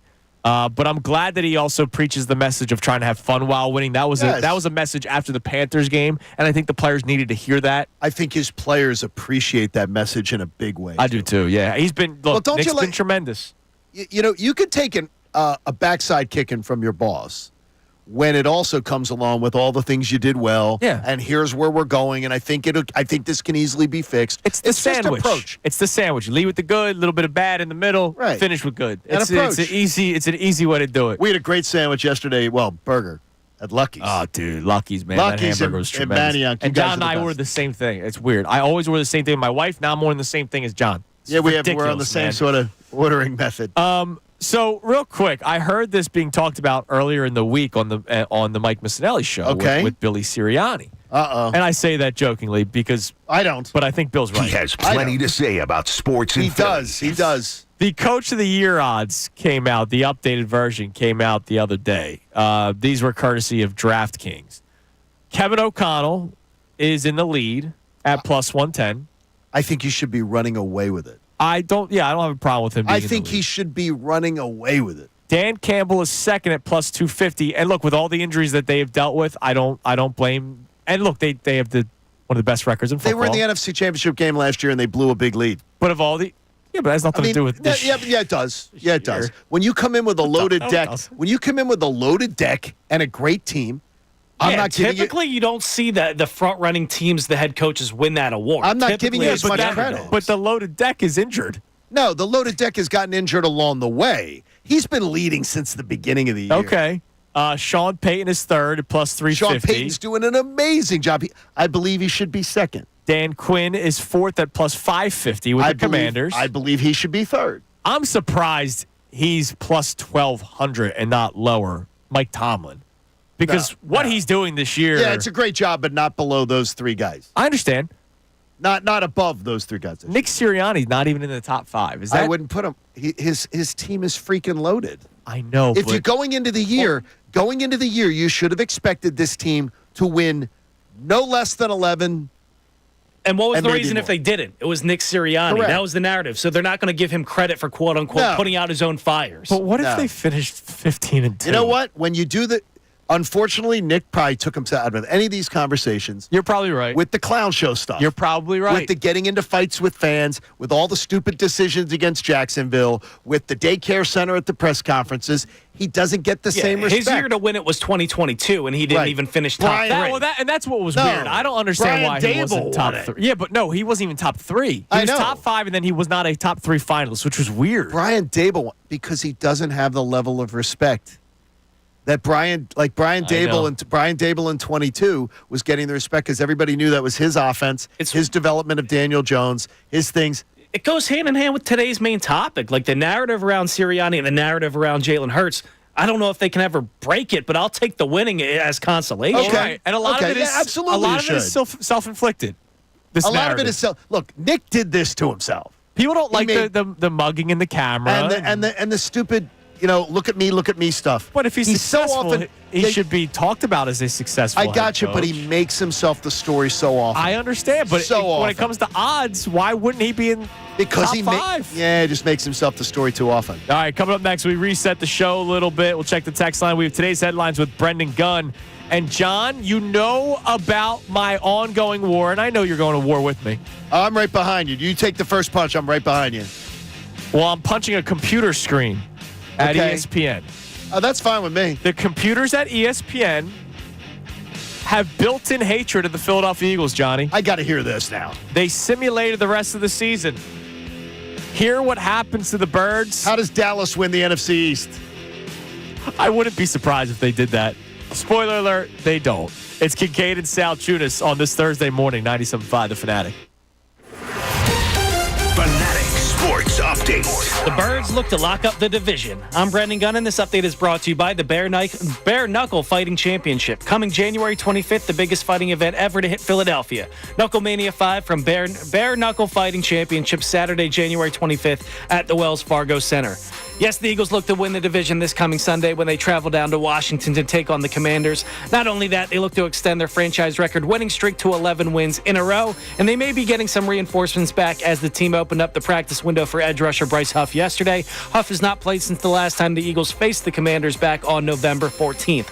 And not only is the division up for grabs, but ESPN's Adam Schefter predicted the Eagles to win the top seed in the NFC during his appearance on Kincade and Salciunas yesterday. I just think that in the end, by the time these final 3 weeks play out, the road to New Orleans is going to go right through Philadelphia. The Flyers dropped their game last night to the Detroit Red Wings by a score of 6-4.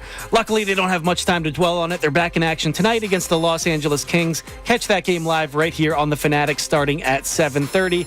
And the Sixers remain idle today, but they pick it up back on the court tomorrow against the Charlotte Hornets. I'm Brendan Gunn on the home of the 76ers and the Flyers, 97.5 The Fanatic and 97.5thefanatic.com. Can you feel it?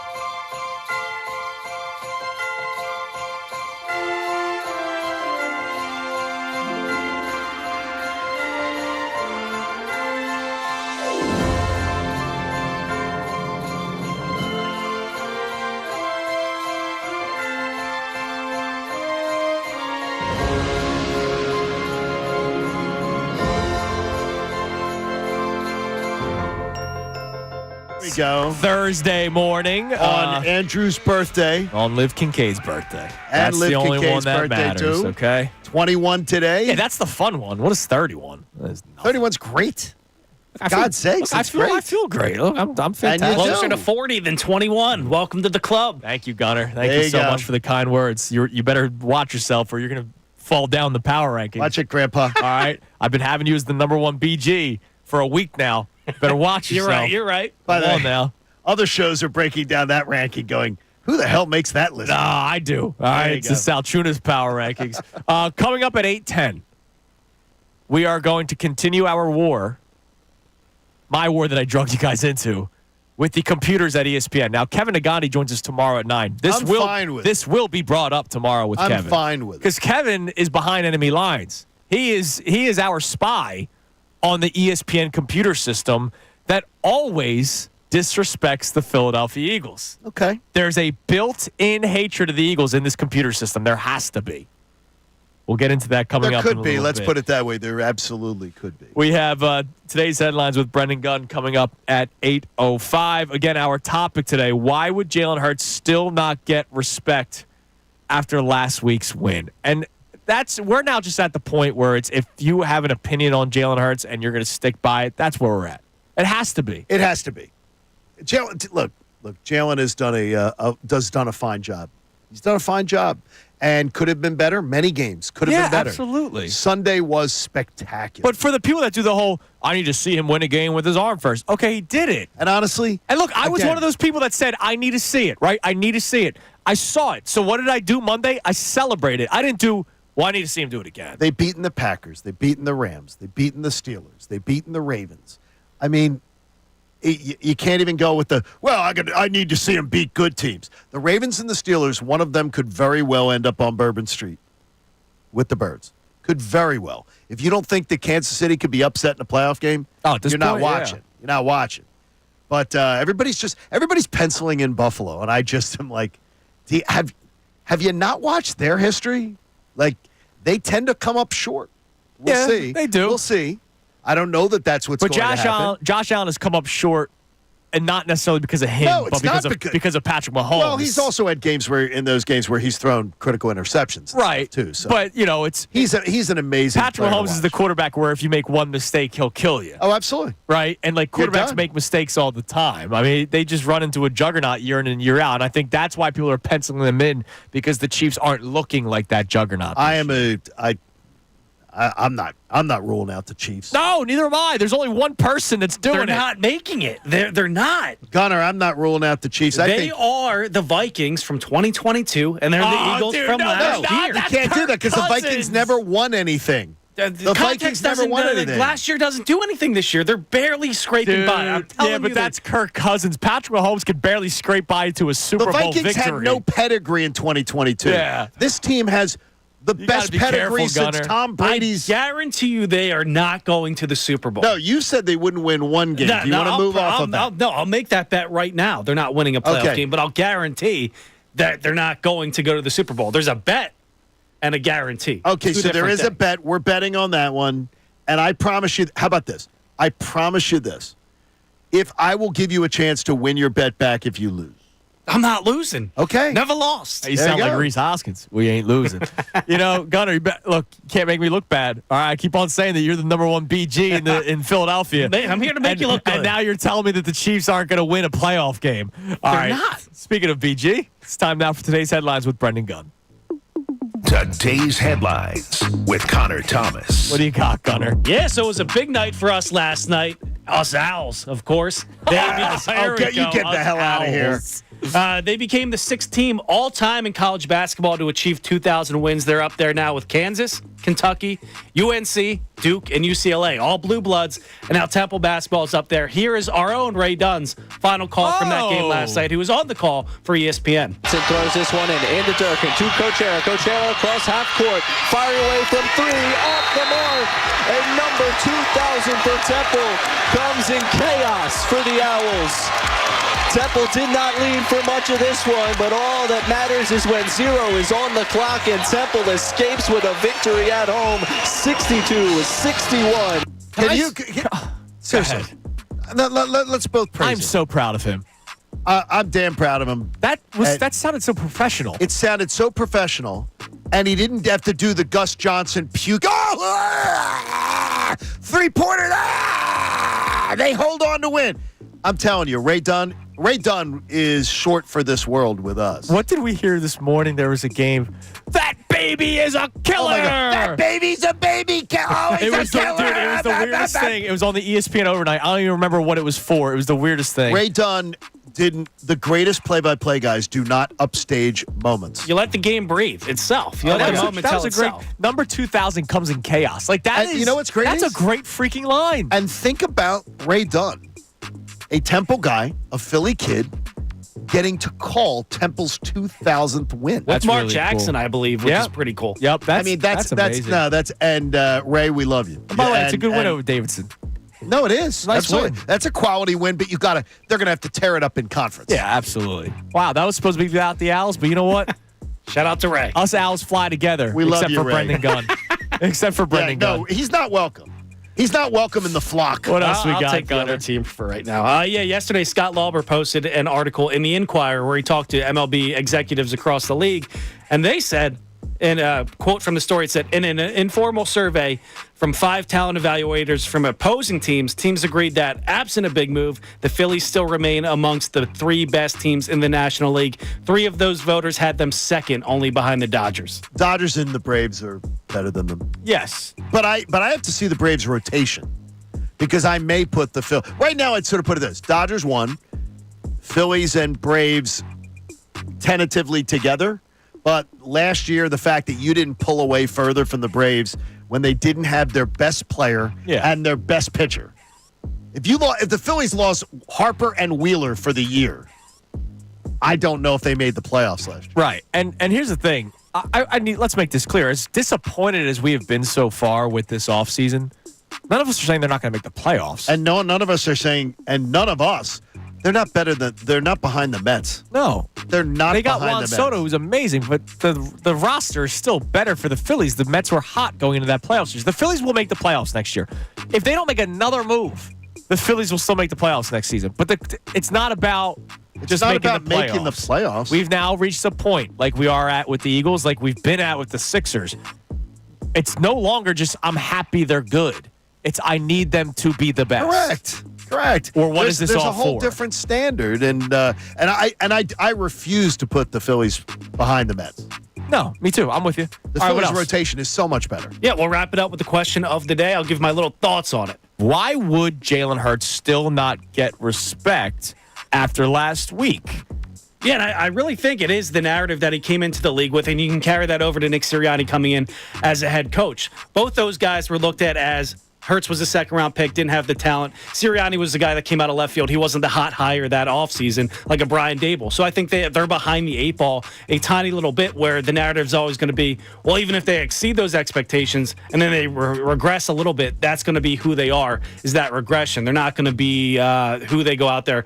And we think they are when they're the expectations are much higher. That's not who they are. Right. They got to come back down to earth at some point. So they're never going to get the props they deserve, but I'm fine with that. Like, I think if he was a first-round pick and he was doing this, I truly believe he would be up there with the Lamars, with the Patrick Mahomes, with the Lamar there was doubt Joe Burrow. of his coming into his NFL career, and the doubt is still there.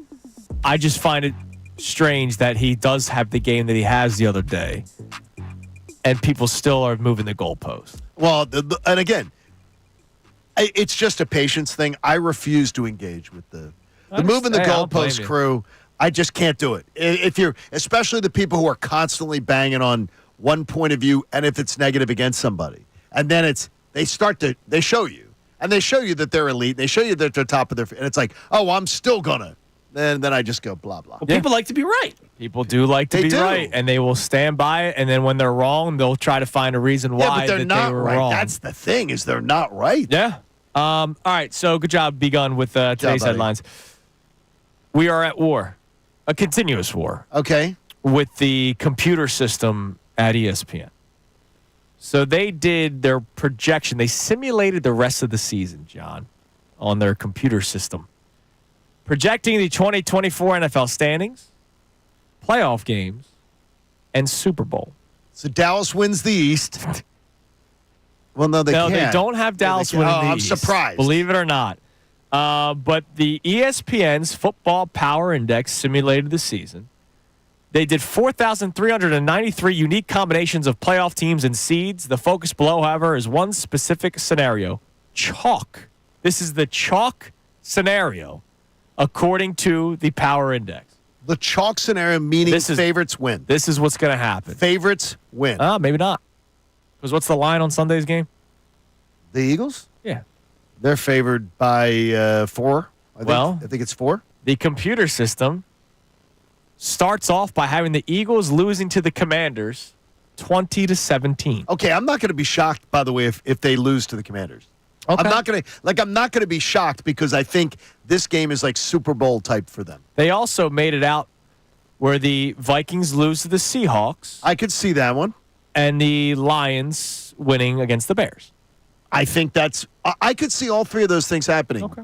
I don't think that's outrageous, but the fact that the computer, if it's going by chalk, the Eagles should beat the Commanders. Yes.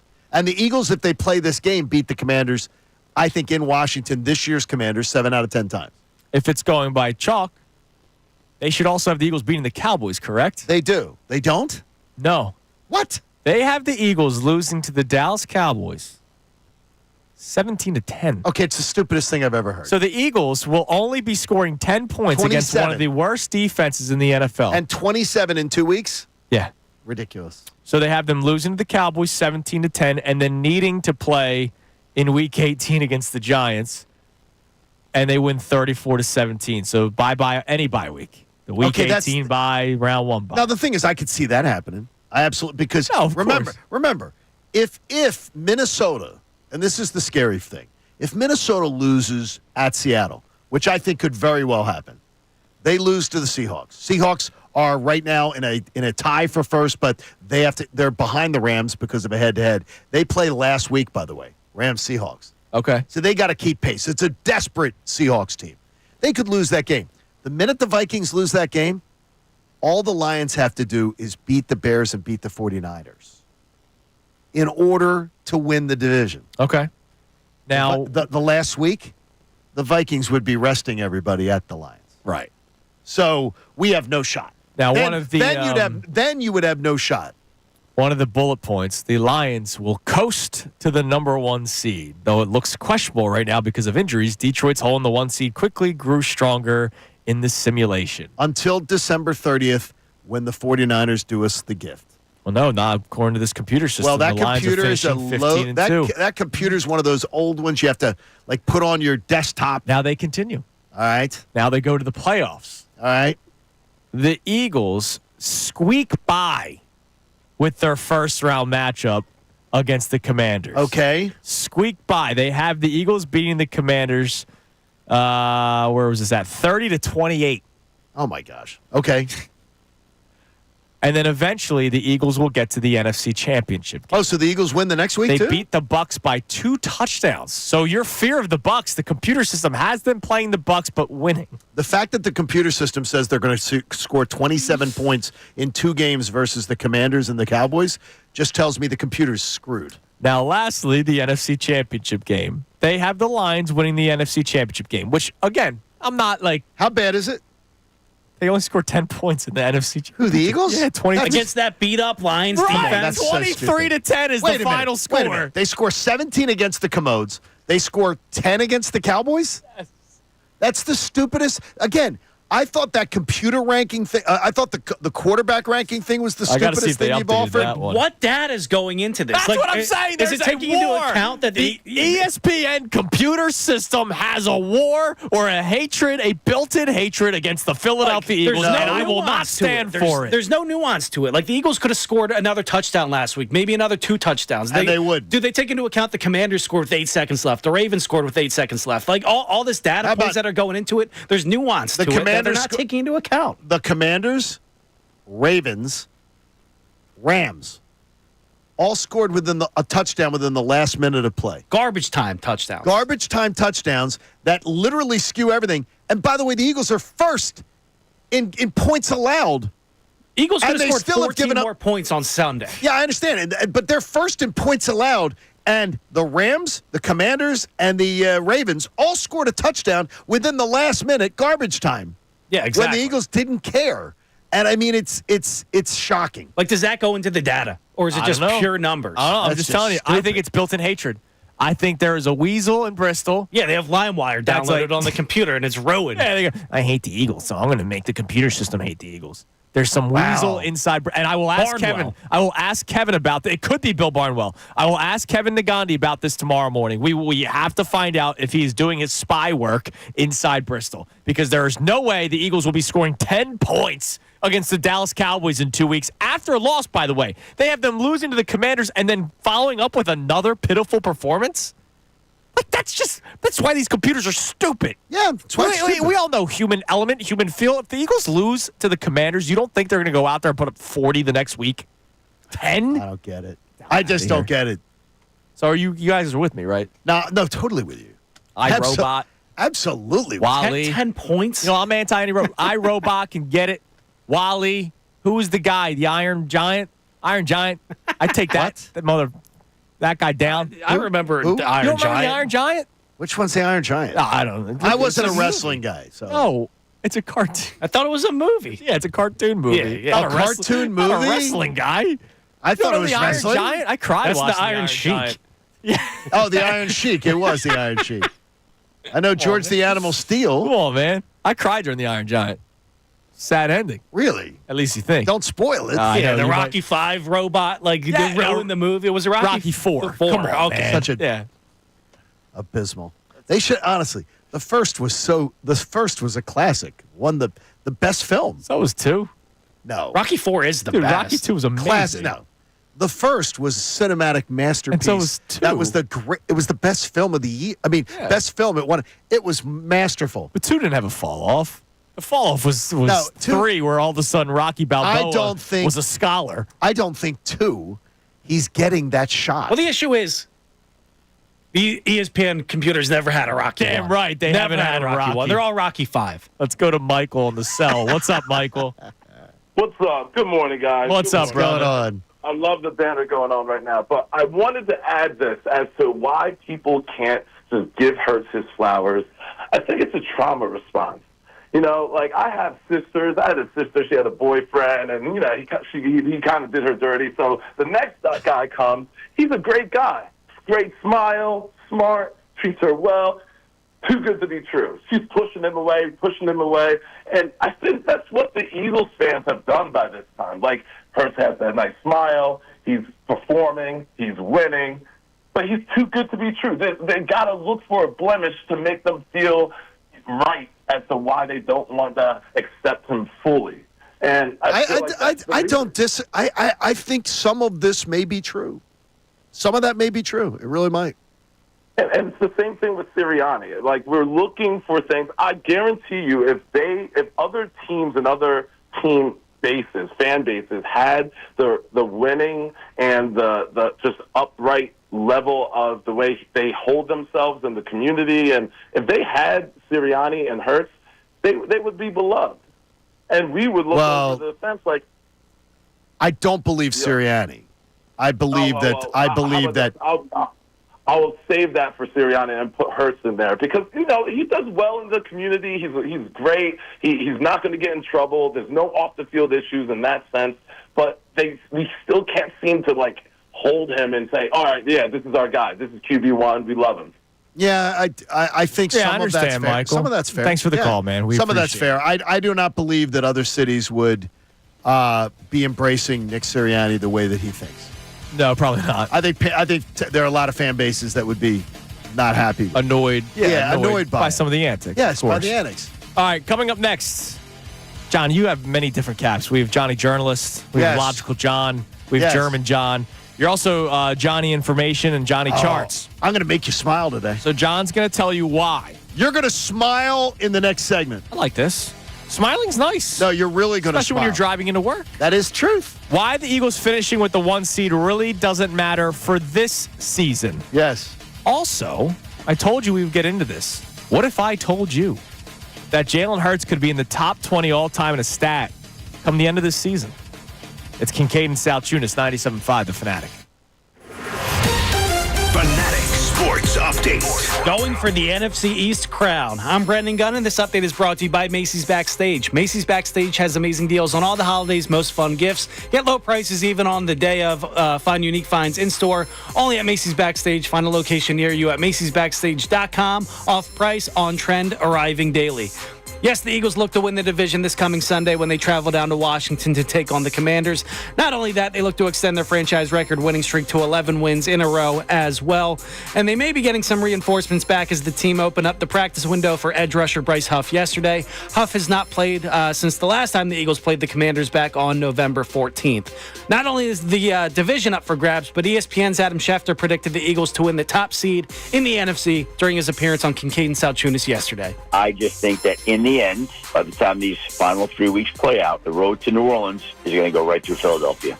The Flyers dropped their game last night to the Detroit Red Wings by a score of 6-4. Luckily, they don't have much time to dwell on it. They're back in action tonight against the LA Kings. Catch that game live right here on The Fanatic starting at 7:30. And the Sixers remain idle tonight, but they're back on the court tomorrow against the Charlotte Hornets. This update was also brought to you by Philly Sports Trips. Join Andrew Salciunas in Clearwater Beach next March for the spring training trip of a lifetime. Go to phillysportstrips.com and place a small deposit to reserve your spot now. That's phillysportstrips.com. I'm Brendan Gunn on the home of the 76ers and the Flyers, 97.5 The Fanatic and 97.5thefanatic.com.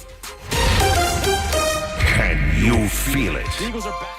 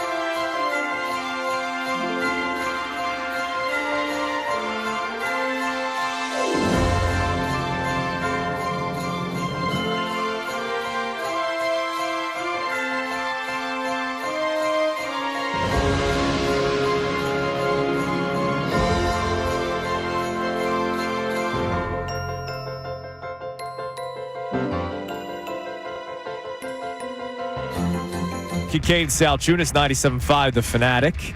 John's going to make you smile, and I'm going to tell you how Jalen Hurts could be top 20 in something all-time maybe at some point this season. I say by the end of the year, could happen as much as this weekend. Oh, that's awesome, man. I will explain more coming up in a little bit, but real quick shout-out. You golf with Eddie Alvarez, right? I golfed with Eddie Alvarez, absolutely. So Eddie Alvarez, we heard Eddie's awesome. We're promoting it on the station, the bare knuckle fighting, and Eddie Alvarez will be competing in the bare knuckle fighting, which I just can't even. I ain't going up against Eddie Alvarez in a pillow fight, let alone a bare knuckle fight. I could tell you this: watched Eddie, who is he's still a very amateur golfer. Yeah, and he off the tee was he's picking up the game. The power with which he swings. Oh, God, I can only imagine. And launches a ball. It gives me Happy Gilmore vibes. No, his form is much better than that, actually better. He has better form than I do. And I've been playing for a long, long time. Now imagine taking that fist to your face. Oh, no, I don't even want to think of it. And by the way, he's a charming dude. He's just a great dude. But he has Ricky Bottalico distance without Ricky Bottalico location. Got it.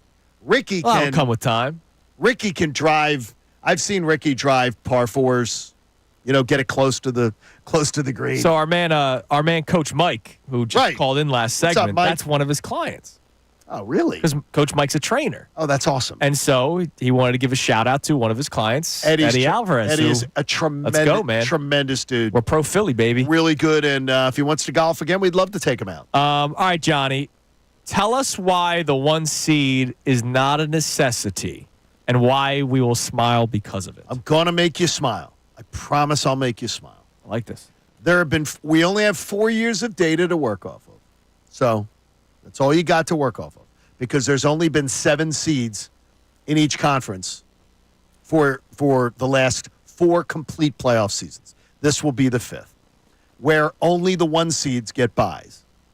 All right, 4 1 seeds have advanced to the Super Bowl with the buys. Okay. That means it is just as likely that a team that is not the 1 seed goes to the Super Bowl. Okay? But here's where the news gets better. It's not just, you would think if 4 1 seeds have gone, what would you say, Gunner? 4 1 seeds out of 8 possible teams to go to the Super Bowl, 4 1 seeds have advanced to the Super Bowl in the last 4 years. How many 2 seeds do you think have gone? 2? 0. I remember the Rams Bengals were what? Both 4 seeds? That was a 3 and 4? 4-4 Super Bowl. Yeah. They were both 4 seeds. Right. When the Rams and the Bengals went to the Super Bowl, the Rams beat Arizona at home, then won at Tampa and at San Fran. Right. When the Bengals went to the Super Bowl, they beat Las Vegas at home, then they won at Tennessee and at Kansas City. The Eagles and the Chiefs are the only year where the 2 1 seeds have advanced. Right. In 2020, the 5 seed Bucks, now they had Tom Brady. That helps. Went to the Super Bowl, winning at Washington, at New Orleans, at Green Bay to go to the Super Bowl. So if you're not getting the message here, of the 4 teams that have advanced to the Super Bowl, they have won 1, 2, 3, 4, 5, 6, 7, 8, 9 road playoff games to advance in the last 4 years. So that means on average, they've won more than 2.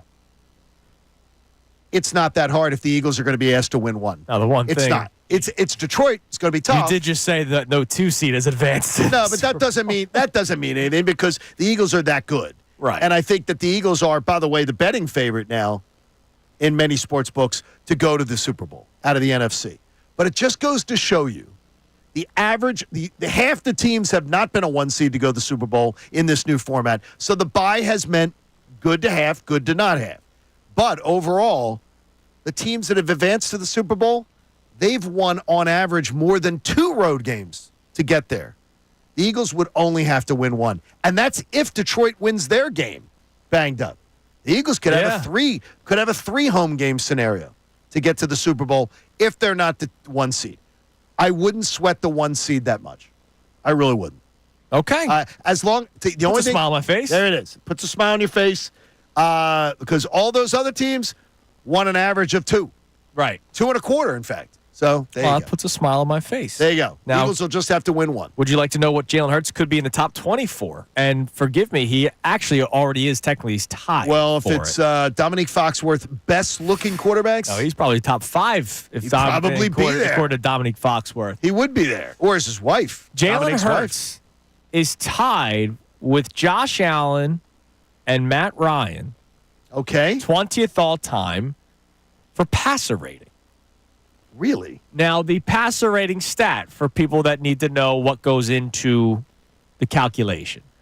It's the pass attempts, completions, passing yards, touchdown passes, and number of interceptions thrown. Obviously, the more interceptions, the lower your passer rating would be. And Okay, so I'm fascinated by this because I never would have believed this. And me neither. Which I saw an article and Ruben Frank wrote about it, about how he tied Josh Allen. Like, tied Josh Allen, where are they at? And then I went to Pro Football Reference and found it. They're 20th. So, in case somebody goes, well, when did they start, calculating passer rating? The person that first got passer rating calculated was that Sammy Baugh. Sammy Baugh. Yeah, I think he was a Lion. Was he a Lion quarterback? I don't know, I but don't he know. played in 1937. Yes. So, like, that's how old the stat isn't like a new age. It started last year. All right. Now, passing attempts and completions have all gone up in the new modern era of football because they're throwing the football so much more, which means more touchdown passes, but it also means more interceptions. So your number one all-time is still an active quarterback. It's Aaron Rodgers. Your top 6 are all active. Really? Now, your top 6 are all active. Rodgers, Okay, wait. Mahomes. Okay, Mahomes. Are you going to tell me that is Stafford in there? He's not in the Can't be. top He can't be. 6, and He I can't don't be. even think he's No, he can't be. ahead of Hurts. No, he's ahead of Well, Hurts. we already said Rodgers. Okay, because remember, it doesn't length of time. You're not going to tell me that Josh Allen's on there. Josh Allen's tied with Hurts. Eagles, no, he is. Hurts Okay. and Allen are tied. Remember, all the interceptions he's thrown brings him Not down Burrow. a peg. Burrow is 4th all time in passer rating. Lamar's 3rd. Wow. So it's Rodgers, Mahomes, Lamar, Burrow, Russell Wilson's 5th. Deshaun Watson, because he was very good in his early part of his career, he misses an entire season. He's now missed more than half of this season. He's 6th. Drew Brees is 7th, so there's your first inactive quarterback in the top 10. Dak is actually 8th. Tua is 9th. Garoppolo is 10th. So this stat is weird It's because very weird. nobody thinks Jimmy Garoppolo is some great quarterback. And nobody thinks we're in the quarterback era. Right now. we and don't. all these guys are on that list. But everything changes. Like, Tom Brady is 12th, but Tom Brady didn't throw as often. Like, Tom Brady threw more in Tampa on average than he did in New England. No question he did. Remember, for Tom Brady's Super Bowl seasons in New England, I don't think ever the average he threw the ball, I think, was 54-46, except the year that he had Randy Moss. Right. And they ended Right. up losing the Super Bowl that year. They were always incredibly balanced. Whereas with the Bucks, he was throwing a lot with Tampa Bay. But yeah, Jalen Hurts is tied with Matt Ryan and Josh Allen for 20th. Kurt Warner's right ahead of him. Goff is right ahead of him. Phillip Rivers, Justin Herbert, Peyton, Steve Young, Tony Romo, Tom Brady, Kirk Cousins. Now, of course, there's a couple names there. Like Jimmy Garoppolo being top 10 is weird to see him in a top 10 list for passer rating. And again, passer rating is, I don't think that dictates whether or not you're a great quarterback or not. No. But the still, fact that he's in the top 20, you go, oh, he might be a better passer than what a lot of people are giving him credit for. Or he's a smarter passer than what a lot of people are giving him credit for. And if those interceptions last year don't happen, he's higher up on this list. by the way, Toot, the barber, says you got to keep the name Johnny Charts. Johnny Charts is great, tweets, man. He goes, he likes Johnny Charts. There's Johnny. There's Logical John. There's Johnny Journalist. There's Johnny Dork Charts. Boy, there's Dork Boy. Well, yeah. Which I get called even in my own house. We all know that one. You know. All right, so coming up next, we will check our text line on any of our topics today. And I did not ask for this, but Johnny's got some sort of birthday thing that we have to get into. I want to do this. That's good. I just want to prove a point to you forever. I appreciate it. It's Kincade and Salciunas on this Thursday morning, 97.5 The Fanatic. Now, a Birds Insider update.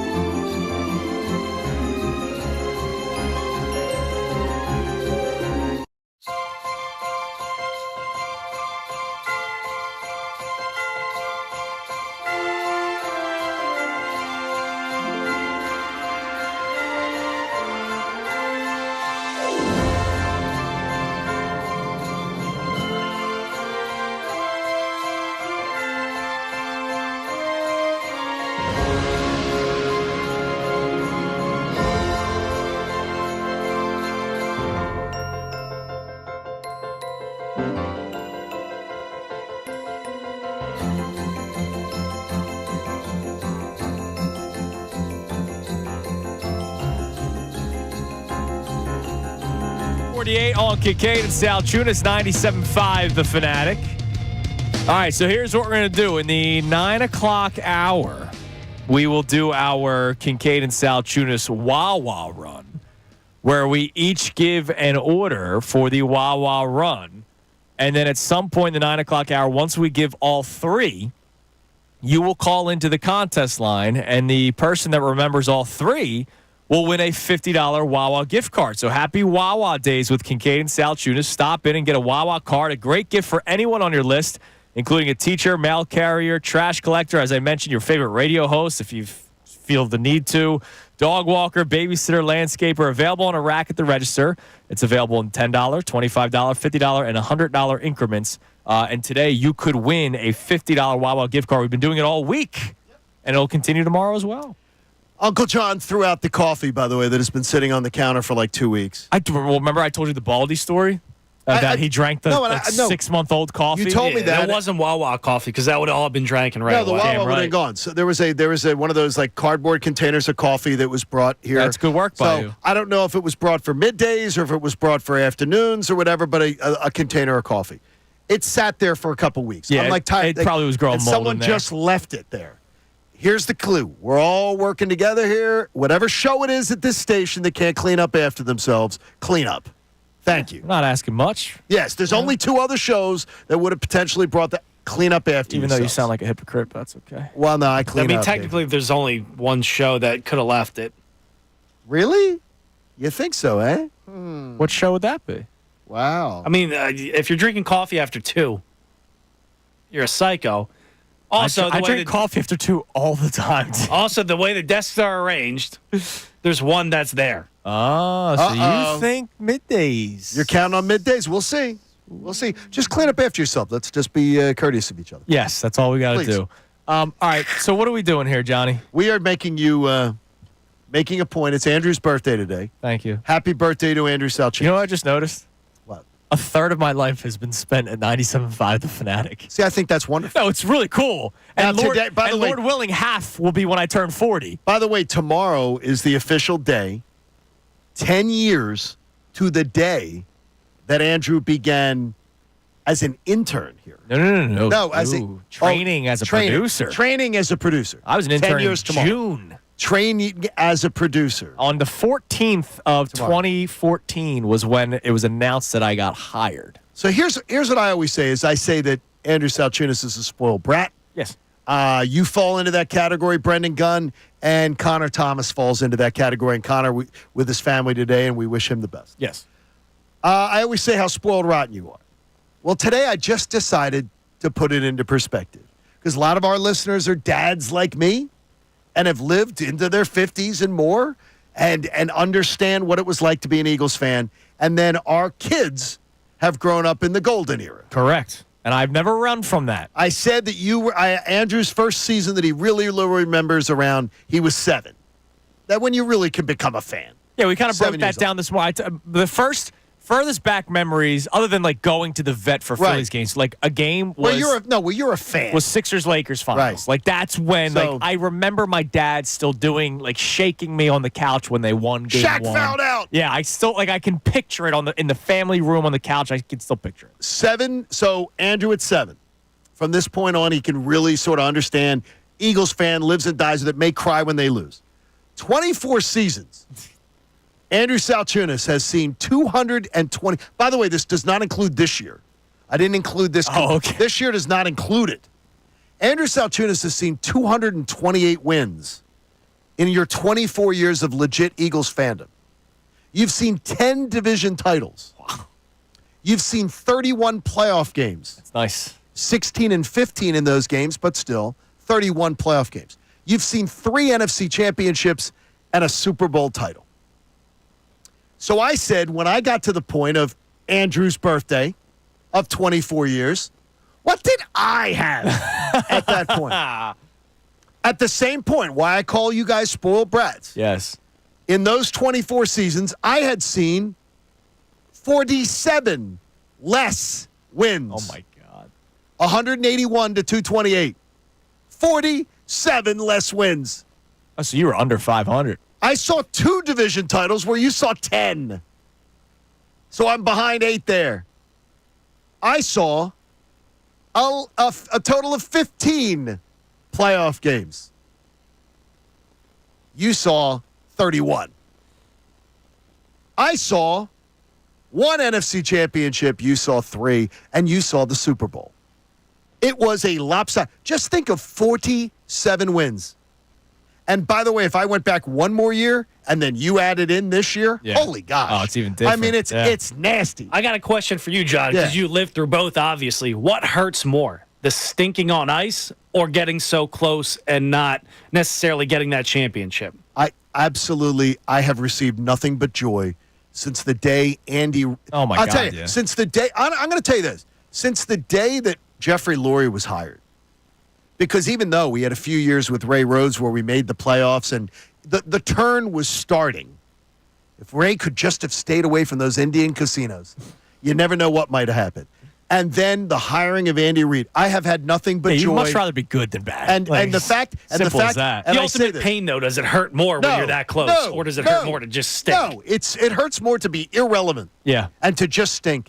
I have loved every bit of the Eagles since Jeffrey Lurie bought this team, and I thank you, Mr. Lurie, for your dedication to this fan base. But it just goes to show you, Andrew, happy birthday. You're a spoiled brat. Yeah. And everyone who is in, you're 30 years old. Oh, man, I got to see the Eagles win another one, man. It's been nothing but disappointment as a Philly fan. Please, zip it. I understand. I will say this, though. Zip it. I hope you enjoyed the Sixers and Flyers championships because I'm still waiting to see one of those bad boys. Dude, I was a fourth grader. At least you were a fourth grader. I mean, I was a nothing grader.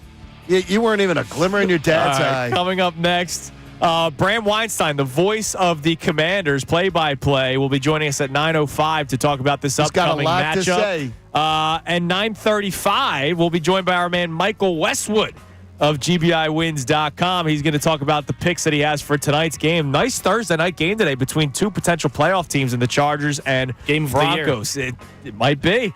It is the Kincade and Salciunas morning show right here, 97.5 The Fanatic.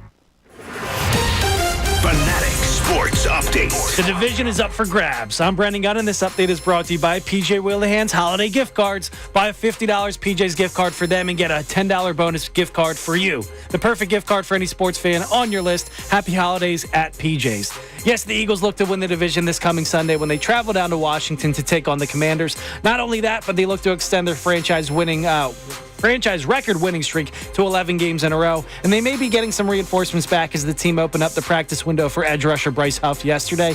Huff has not played since the last time the Eagles played the Commanders back on November 14th. And not only is the division up for grabs, but ESPN's Adam Schefter predicted the Eagles to get the top seed in the NFC during his appearance on Kincade and Salciunas yesterday. I just think that in the end, by the time these final 3 weeks play out, the road to New Orleans is going to go right through Philadelphia. The Flyers dropped their game last night to the Detroit Red Wings by a score of 6-4. Luckily, they won't have much time to dwell on it as they're back in action tonight against the LA Kings. Catch that game live right here on The Fanatic. And the Sixers, they remain idle yet again today, but they're back in action on the court tomorrow to take on the Charlotte Hornets. And first of a back-to-back matchup against the Charlotte Hornets. I'm Brendan Gunn on the home of the 76ers and the Flyers, 97.5 The Fanatic and 97.5thefanatic.com.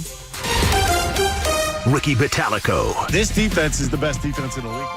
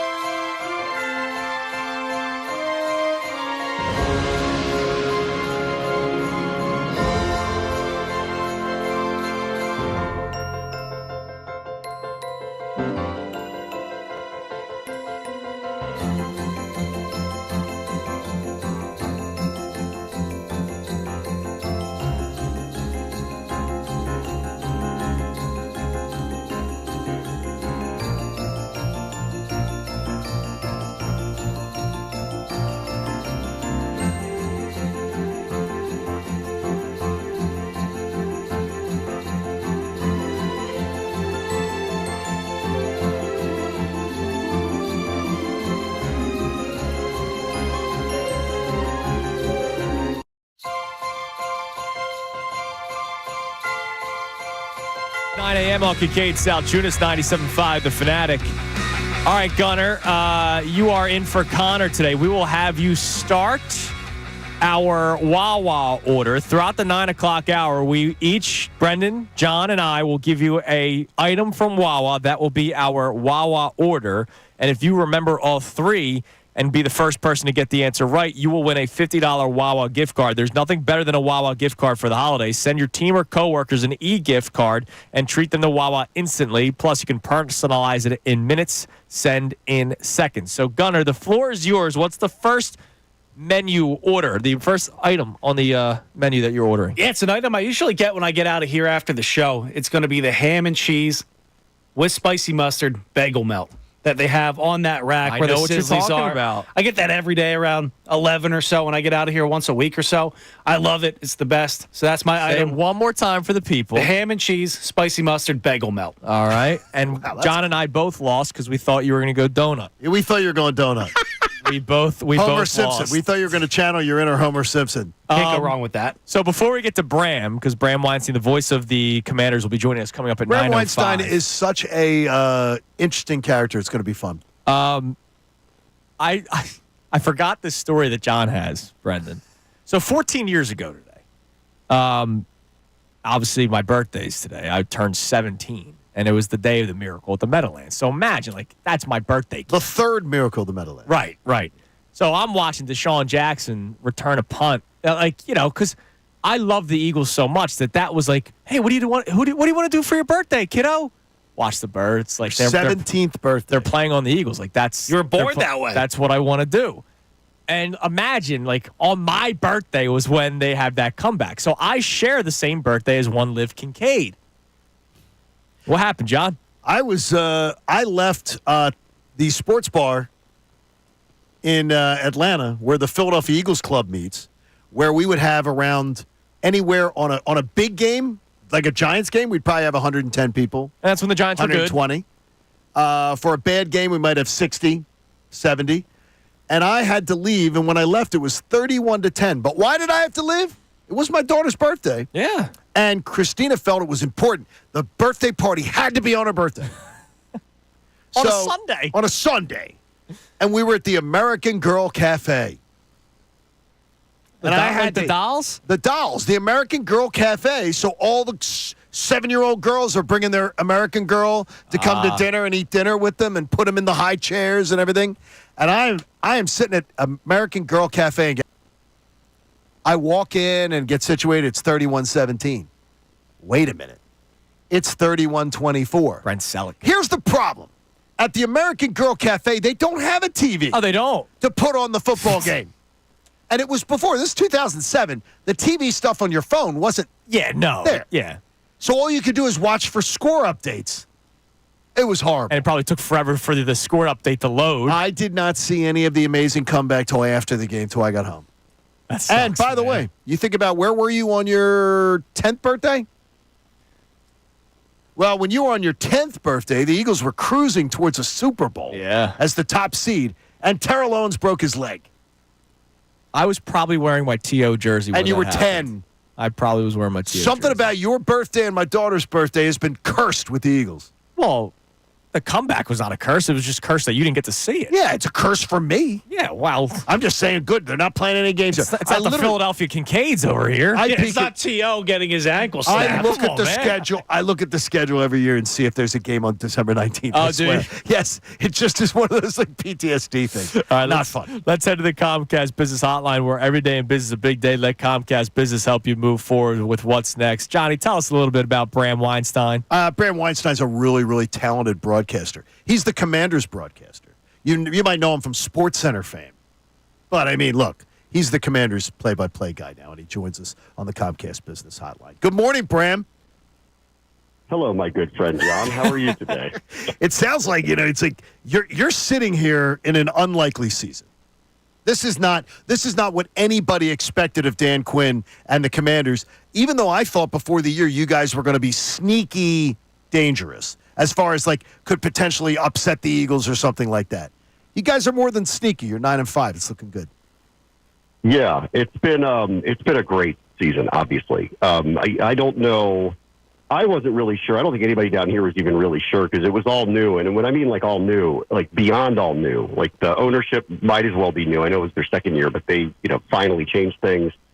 It's a new front office. It's a new coaching staff. It was 30-plus new players on the roster, rookie quarterback. So it was really hard to know what we were going to get. But I will tell you this part. It was interesting, and we didn't know what to make of it. By the end of camp, they were kind of touting like the chemistry had really formed quicker than they thought it would. They thought they were going to be very competitive. They brought in a lot of veterans. Zach Ertz, one of them that they were naming over and over, is like kind of bringing some veteran leadership in the locker room. And at the end of camp, Adam Peters and Dan Quinn had a press conference, and they were asked about expectations for the season. And they just kind of blurted out like, we're here to build something for the long term, but we want to win, and we think we can win right now. And everyone kind of just looked at each other and were like, okay, pal, we'll see how it plays out. But they've been right, more right than wrong, because here they are. If they pull off an upset this weekend, they're all but in the playoffs. And that's an incredible outcome if that's how it works out. Bram, there's a clip going around from Brian Robinson talking about this upcoming matchup with the Eagles and how he believes that the Commanders are the better team. Oh, boy. So what's the reaction to that down in D.C.? So he is an uber confident guy. And, this is the first time I've heard anybody on this team say anything, that they've been very on message, this group. Quinn is, John, you know Quinn. I know he's not liking this. Probably not. I mean, because he's very on message. I wouldn't say scripted, but it's close to it. He's very open, transparent, great with the media, but it's very, it's very on script. Like they think about what they're going to say, and so I was surprised to hear it, honestly. But Brian is one of the few players that will just will come out and just say what he thinks, and. They feel like he's been part of this for a few years now. This is one of the few guys that are carryovers that have been part of it for a few years now. And Washington, even with way weaker teams and way weaker quarterbacks, have either pulled off upsets or been right there with Philadelphia. Yes. So I know where his confidence is coming from, honestly. Yeah, I don't mind it. In fact, though, the problem is to me is that the idea that somebody thinks they're the better team when in every measurable the Eagles are better. But I love the confidence that it's instilled. I told you yesterday, and your listening audience, that I really believe the Commanders are the only thing that's going to stand in the Eagles' way in the next few years. How confident are you that what you're seeing is all sustainable and build-uponable? Is that a word? We haven't had a quarterback. Yes. That's good. I'll take it. We haven't had a quarterback like this in, I don't know, forever. This is one of the places where, and I think Chicago probably felt the same way when they got Caleb Williams. We've been looking for a franchise quarterback forever. Our last Hall of Fame quarterback is Buddy Jurgensen. That's crazy. And you could go through the list of, Washington, our glory era involved winning 3 Super Bowls with 3 different quarterbacks, none of which are in the Hall of Fame. So they have not had stability or an upside at this position, I think, arguably since RG3's rookie year. And then that went sideways after he got injured and ego and all sorts of things that aren't worth going through right now. But we haven't had somebody that looks sustainable with a ceiling like this in my lifetime. So we do feel like that there is a lot going on here. And the record is largely not just because of the brotherhood and the chemistry and all the really good job that Adam Peters did to rebase this roster, but it's him. It's him. Go watch him play. I think you're going to see a very different version of him. You're going to see the one we've gotten more accustomed to than the one you saw on Thursday night about a month ago. Because this team was dying for a bye, was injured. He was still injured. I don't take anything away from it. I think the Eagles are the better team.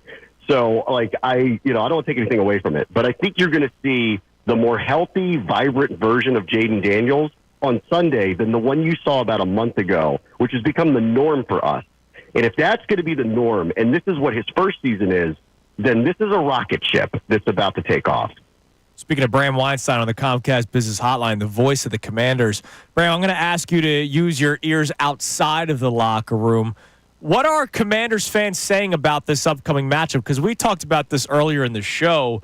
We're getting the sense that a lot of Eagles fans are like, all right, wake me up at 1 o'clock on Sunday, but definitely wake me up for the playoffs. It seems like a lot of people are in that mode at this point. What's it like in D.C. leading up to this game?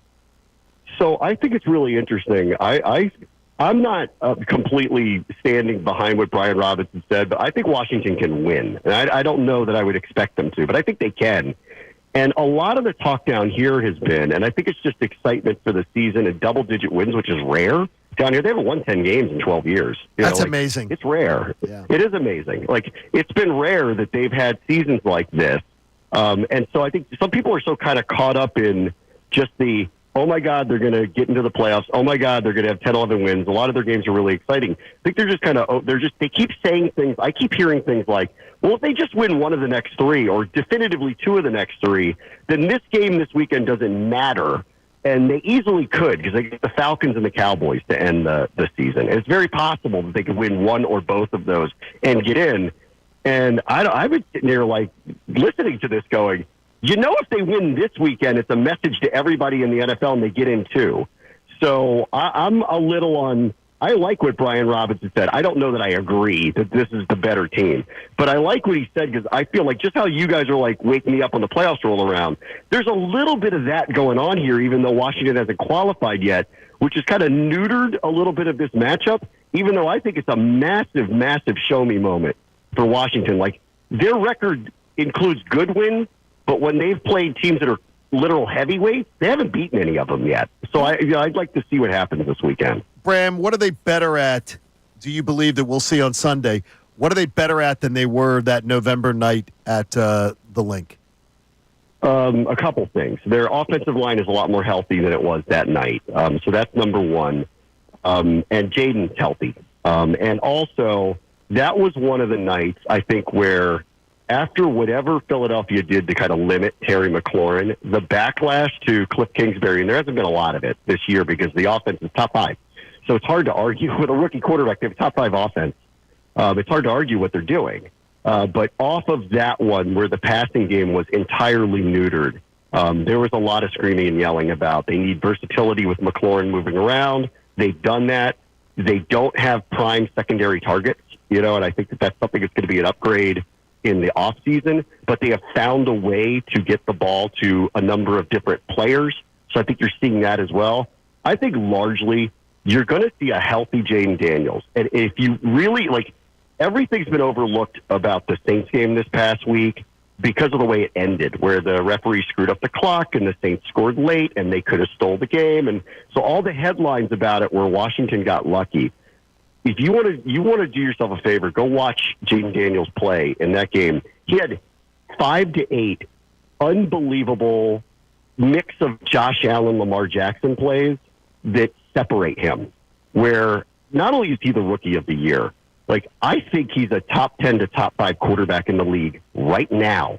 And I think you're going to see that version more than the one you saw about a month ago when he was still getting over a rib injury. That sounds great.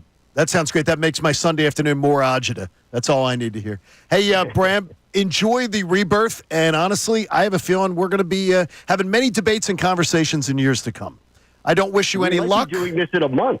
Yeah, we could be doing this in a month. John, and just so you know, and I know how of a detail-oriented guy you are. Do not trot out the tired. It's hard to beat a team 3 times in a year, because if that happens, if I hear that coming from your show, I will have to step in and scold you publicly.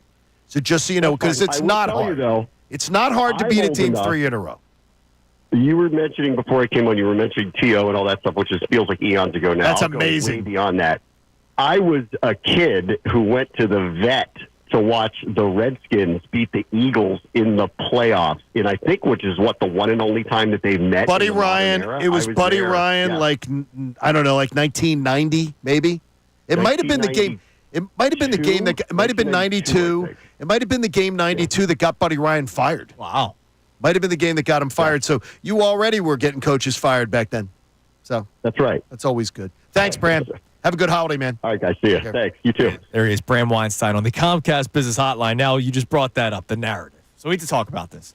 I want to squash it quickly. What's that? But I heard it again yesterday on the Mike Missanelli show. Mike Missanelli show. With and Bill. It wasn't Mike that was putting out Oh, it was Bill Colarulo. Yeah, it was. It was Uncle Bill. Which is very disappointing, being that Bill... It's not hard to beat a team. ...is the great lawyer that he is, or once was, and is now becoming a great host in the city of Philadelphia. I would think a lawyer would come to the table with facts. I would think so, too. I got to tell you, I was a little disappointed in our man, Bill. Now, I'm sure sometimes people go to bat for people that they know they did the crime, but they're going to still try to help them. Bill never did that, by the way. No, he in did fact, not. That was not Bill. No, that was not Bill. If a murderer came to Bill, he'd turn them in. He was that kind of guy. That was not Bill's. Not Bill. Work of business. Call him a rat? No, he was not. He literally he said, look, I'm going to do what's best for my community. So I heard him say has a lot to say about it. And right after he said has plenty to say about sports in Philly. Right after he said it, a caller also said it. Oh, jeez. Did we not just do this whole song and dance 2 years ago? Do we not know that the Google can be your friend? Google can be your friend. It is not. You are almost 2 out of every 3 times likely to beat a team the third time. By the way, I'll take it one step further. When teams play 3 times in a season, the average margin of victory in the playoff game when the team has won the first 2, in the majority of times, is larger than the average margin of victories in the regular season. Can we stop it? I'm telling you, I will go nuts if that is perpetuated on this radio station. If it ends up being Commanders-Eagles, and it's, got to beat them 3 times in a year, that's just stupid. Stop saying it. It's not true. And you're, in fact, you're more likely to beat them the third time, and you're more likely to beat them by a bigger margin the third time. It has happened 25 times since the NFL merger. Drives me crazy. It happened twice just 2 years ago. Don't forget the Eagles beat the Giants for a third time. The Seahawks lost to the Niners for a third time. Lost to the Niners for a third time. Because the Niners had to play in the wild card weekend. The overall record, the team that has won the first 2 matchups and then would be facing that division, and it has to be a division rival. Correct. In that playoff game, the team that is 2-0 is 16-9 in the playoffs when it comes to facing the team for a third time. This isn't hard, folks. 16-9. It is. There are things that people will say to you, and I'm not getting on Bill for this, but I mean, there's things people will say to you that it's just something that they heard their dad say, or something that they heard a mindless talk show host say. Oh, it's hard to beat and they just repeat it. It is an old, tired narrative that's not true. So just know it's not true. We're a fact-based show, Johnny. We're fact-based. We're not. We're not going to do that. No, we're not. We're fact-based. We're not going to go with the any of that stuff. Brendan, give us a text on our text line at 610-632-0975. And don't forget our man Michael Westwood's going to be joining us coming up at 9:35. Yeah, we got a nameless texter checking in. He says Hurts gets nameless. You say it's so nasty. Yeah, we got a nameless texter. No, I care about their text just as much. Yeah, we like him a lot. There we go. Hurts gets no respect yet because it's 1 week. Week 1 through 4, he looked like poop passing. Oh, my God. Week 5 through 14, we ran the ball. Last week, he looked great, but that's the definition of an outlier. So he is not giving him credit. Or she. It's nameless. He or she is not giving Jalen Hurts credit. And our initial topic today, if you're just tuning in, why is Jalen Hurts still not getting respect after last week's win? Because all I heard was, oh, my God, he can't win with his arm. Stop moving the goalpost, people. And then he wins with his arm, and now we're basically saying, well, it doesn't matter because he needs to do it more. I don't get it. No, I don't either. And that texter might be a prime example for it.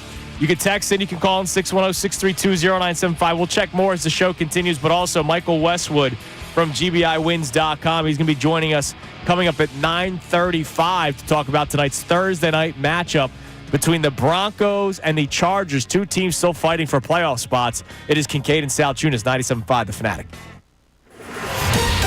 Fanatic Sports Update. The Birds look to lock up the NFC East. I'm Brendan Gunn, and this update is brought to you by the U.S. Department of Veteran Affairs. Veterans exposed to toxins while serving at home or abroad may be eligible for VA care and disability payments. Apply now at choose.va.gov.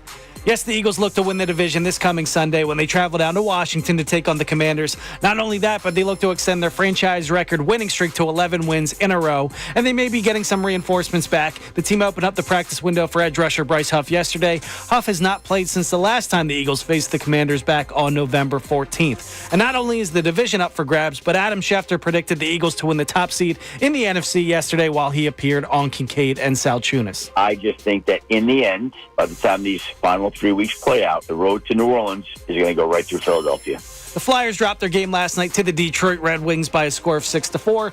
Luckily, they don't have much time to dwell on it. They're back in action tonight against the Los Angeles Kings. Catch that game live right here on The Fanatic starting at 7:30. And the Sixers remain idle tonight, but they pick it up back on the court tomorrow against the Charlotte Hornets. I'm Brendan Gunn on the home of the 76ers and the Flyers, 97.5 The Fanatic and 97.5thefanatic.com. Mike Missanelli. It looks to me like the Eagles.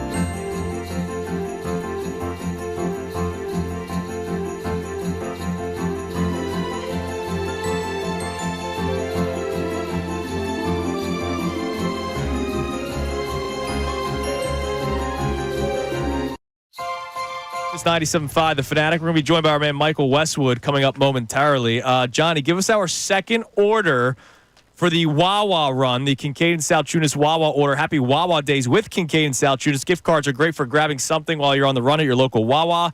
Limited design cards make a more festive or personal gift, especially for those who may collect Wawa cards every year, different ones. They also have gift cards from some of your favorite brands like Apple, Xbox, Visa, Amazon, MasterCard, Google, Microsoft, Sony, and Uber. How about we go to that rack, because then I was in the Wawa and I had to check out the rack that you guys were talking about. You checked the rack, huh? I did. I checked out the rack. Always love checking the rack. I love checking out the rack, and man. I saw that they have mozzarella sticks. Oh, dude, yes. So pick up some mozzarella sticks to go along with the sandwich. That may be a lot of cheese, but it's still worth it. Look, Mozzarella man, sticks. it's always good looking at the rack. I don't know why you wouldn't do that. We always have to. It's not much better things in life than checking check it out when you go into Wawa. You will love it. By the way, I just made a purchase. So I feel comfortable doing this because we are Temple Owls. And we have partnerships with the Owls. Sure, we're Owls. You could have gotten these tickets for free. Yeah, but I like to support my I'm glad university. You do. I love free, but it's great too. Temple's doing a really cool promotion right now because they had their 2000th win yesterday, as you had Brendan Gunn in today's headlines, where we heard the great Ray Dunn. And so they're doing a promotion right now. In honor of Ray Dunn's call list. Yeah. It is the 2000th win ticket promotion where any seat in the building's $20. Any seat. That includes center court, like right off the court. It's great. I just bought two basically courtside tickets for $20 a pop. That's spectacular. And I bought it, of course, strategically post Super Bowl run. Good. Because obviously I can't be doing Sundays during the NFC Championship game, or no, you're busy. Any of those weekends. So I picked the game after the Super Bowl. But yeah, check it out. Temple's doing it right now, and they're doing it for the next 2,000 minutes. So I don't know how many days that is. But over the next 2,000 minutes, you have time to buy $20 tickets for any seat in the house for any of the home games the rest of the way. I had to do the math in my head here. It's for the next 33 hours. All right, so you got 33 hours to do this. That's maybe a little pretty less damn cool. right now. Maybe I'll see Ray Dunn in action. You'd be able to see Ray. Now I think he may big time you a little because he's into his notes. He's got his notes. He's got everything else. So you know what? No, I saw when I did the knockout tournament at Penn a couple of weeks ago. I saw former Fanatic employee Joe Torty. Very good. And he did not big time me. Okay. All right. And he was getting ready. It was right before tip off. I will tell you that I'm looking at my class crew that's coming into my class for the spring. And we'll say the thing is like, okay, why are you interested in taking the class? What are you doing? And 3 different members of the class are like, I see like Ray Dunn. And I see what Ray Dunn's done. Yeah. I told him he's become like a little idol for people, and Silvana Kelleher too. Damn right. Where they're like, I've seen Ray, I've seen Silvana. Us old heads, nobody wants to be us, Johnny. Yeah, they don't even know you went there, and they don't have any clue that I went there. That's fine. I don't. Really so it's all right. All right, Gunnar, give us a text. Do you have one of the ESPN computer texts? In case people missed this earlier, I'm always at war with the ESPN computers because they always do these simulations. And there's always a negative spin toward the Eagles. It's kind of amazing that a computer does this. They have the Eagles losing to the Commanders, which, fine, that's fair. They have them losing 20-17. And then the next week, when you would think, bounce back against the Cowboys, they have them losing to the Cowboys. First off, that's gross within itself. The Cowboys are a mess. But they have them losing 17-10. In what world are the Eagles only scoring 10 points against the Cowboys? They're not. And then they have them losing to the Lions in the NFC Championship game, which, okay, I'm not going to yell and scream about that. But once again, finishing with just 10 points. They have them losing to the Lions in the NFC Championship game, where the Lions defense is just falling apart. They have them losing 23-10. Ridiculous. Stupid. Yeah, I'll read them both because they're both lighthearted and kind of quick. So we got Dewey from Bucks County saying ESPN's computer is still stuck in dial-up mode. Nice. And then we have Tristan from South Jersey. Oh, is it Tristan? Oh, what's up? Yeah, Tristan. I'm willing to bet the ESPN computer system is still being ran by a Cowboys fan or a Vikings fan that's still mad about 2017. Probably. And look, that's why I'm going to war with the computer. Walee's going down. iRobot's going down. Iron Giant's going down. He's not really a oh no, he's a robot. Wally, I saw Wally. Yeah, he's going down. That movie had a roach in it though. So that freaked you out? And it bothered me. And the roach made sounds. It like Yeah. it bothered me. Well, he's going down too. I'll take care of the roach for you. You'll do that, dude. All right. Take care of the roach. I'm telling you. Don't ask me twice. Stupid all right, we're about to be joined by our man on the Comcast Business Hotline, where every day business is a big day. Let Comcast Business help you move forward with what's next. We love talking to this man every single week from GBIWins.com. That, of course, is our friend Michael Westwood. You got to call his recorded line. 1-800-885-2525. You know what we like about Michael? What do we like about Michael? Accountability. Damn right. 1-800. He'll tell you about it. 885-2525. And he joins us now on the Comcast Business Hotline to talk about a pretty awesome game tonight between the Chargers and Broncos, both teams fighting for playoff spots. Michael, what's going on, brother? How are we doing today? What's happening? Back again. Thursday Night Football, guys. I am the Terminator of Thursday Night Football. Again, we won last week. I don't want to brag, fellas. You know what the record is right now. 12-3 in Thursday Night Football, but forget that right now. Let's discuss tonight's game. Like you guys said, phenomenal game for a change on Thursday Night Football. Denver playing L.A., and I've got the winner, guys, once again. And if you'd like to win, all your listeners have to do is dial 1-800-885-2525. Again, that's 1-800-885-2525. You'll be connected to my free recorded hotline. We will get the winner of tonight's L.A.-Denver battle, plus my first 250 callers will also get the over-under. Guys, the lines right now are way, way off. The line's 2.5 right now and 41. I've got both winners. Call me now. And again, you mentioned it. You're 12-3 on Thursdays alone this season. Your weekend slate record has been incredible as well. But you're mentioning that the first 250 people to call 1-800-885-2525. Again, 1-800-885-2525 will also get the over-under. And we've been keeping track on that. I don't have your exact record, but I know you've been killing it with the over-unders as well this year. We've been doing very, very well. Guys, last weekend, we were 6-2 heading into this evening. The bowl games, I'm an astounding 3-0. Last year in the bowls, we were 34-6. Guys, wow. This is documented. There's no lies, okay? You guys know what I'm all about. If you call now on my free recorded hotline, if you're the first 250 callers, you're not only going to get the over-under, but you're going to get my winner this evening. It's an absolute mortal lock tonight. L.A. playing Denver. All you have to do again right now is dial 1-800-885-2525. Again, that's 1-800-885-2525. Be connected to my free recorded hotline. No sales pitches, no hype, just winners, guys. Well, I can't say it any better than that. You're accountable. You tell them when you win. You're getting them lots of winners, and it's easy. And more importantly, people are told to bet responsibly. Right, Michael? 100%. Don't bet over your head. Bet what you can. But one thing I want to tell you guys, this is the greatest time of football. You've got the NFL.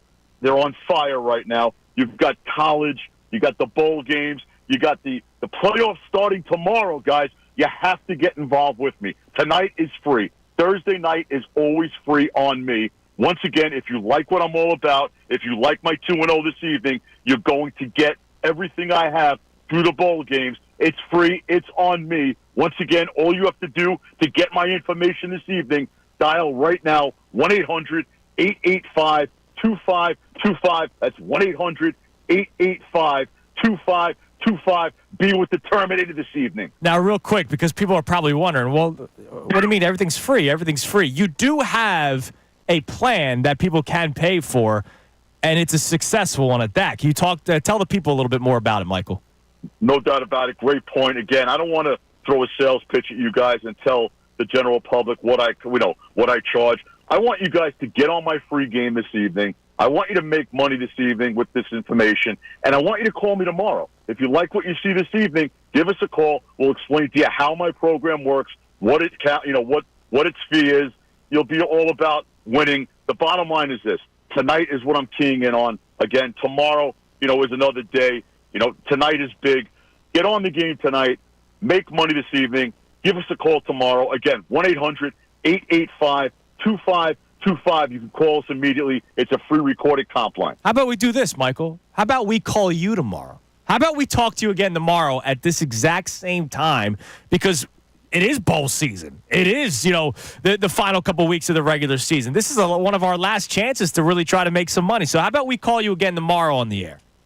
Oh, that would be absolutely outstanding. I really appreciate it. Then get in the lab, my man. Get in the lab. Yeah, we need you to cook something up for the us, weekend. Listen, I already have it. There's 3 games tomorrow in the playoffs. So, again, tonight, winner, call me now, 1-800-885-2525. Get the winner of L.A. and Denver, plus the over-under for my 250 callers. Be in the game, fellas. All right, Michael, we appreciate it, brother. We'll talk to you again tomorrow, 24 hours from now. Thanks, man. You got it. Have a great day. There he is, Michael Westwood on the Comcast Business Hotline from GBIWins.com. Once more, the phone number, 1-800-885-2525. You'll get the winner of tonight's game between the Broncos and Chargers, plus the over-under for the first 250 callers. And he's been doing very, very well this season, and we mean it. No. He's been doing really well. He's doing we well. keep track. And 12-3 on Thursday nights, pretty damn good. Yes. All right, coming up next, it is the Kincade and Salciunas Key 3 best minutes from today's show. We'll sneak in a couple of texts as well on this Thursday morning. 97.5 The Fanatic. Now, the top sports stories in Philadelphia.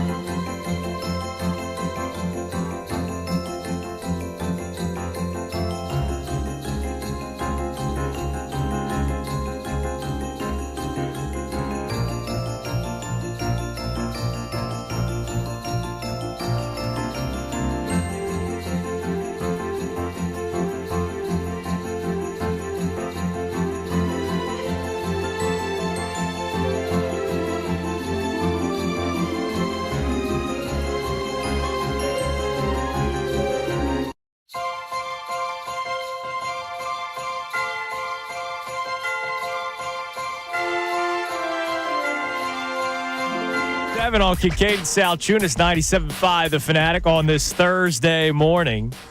All right, I will give you the last order of the Wawa order run. Yeah. And then we will eventually give you the number to call the contest line.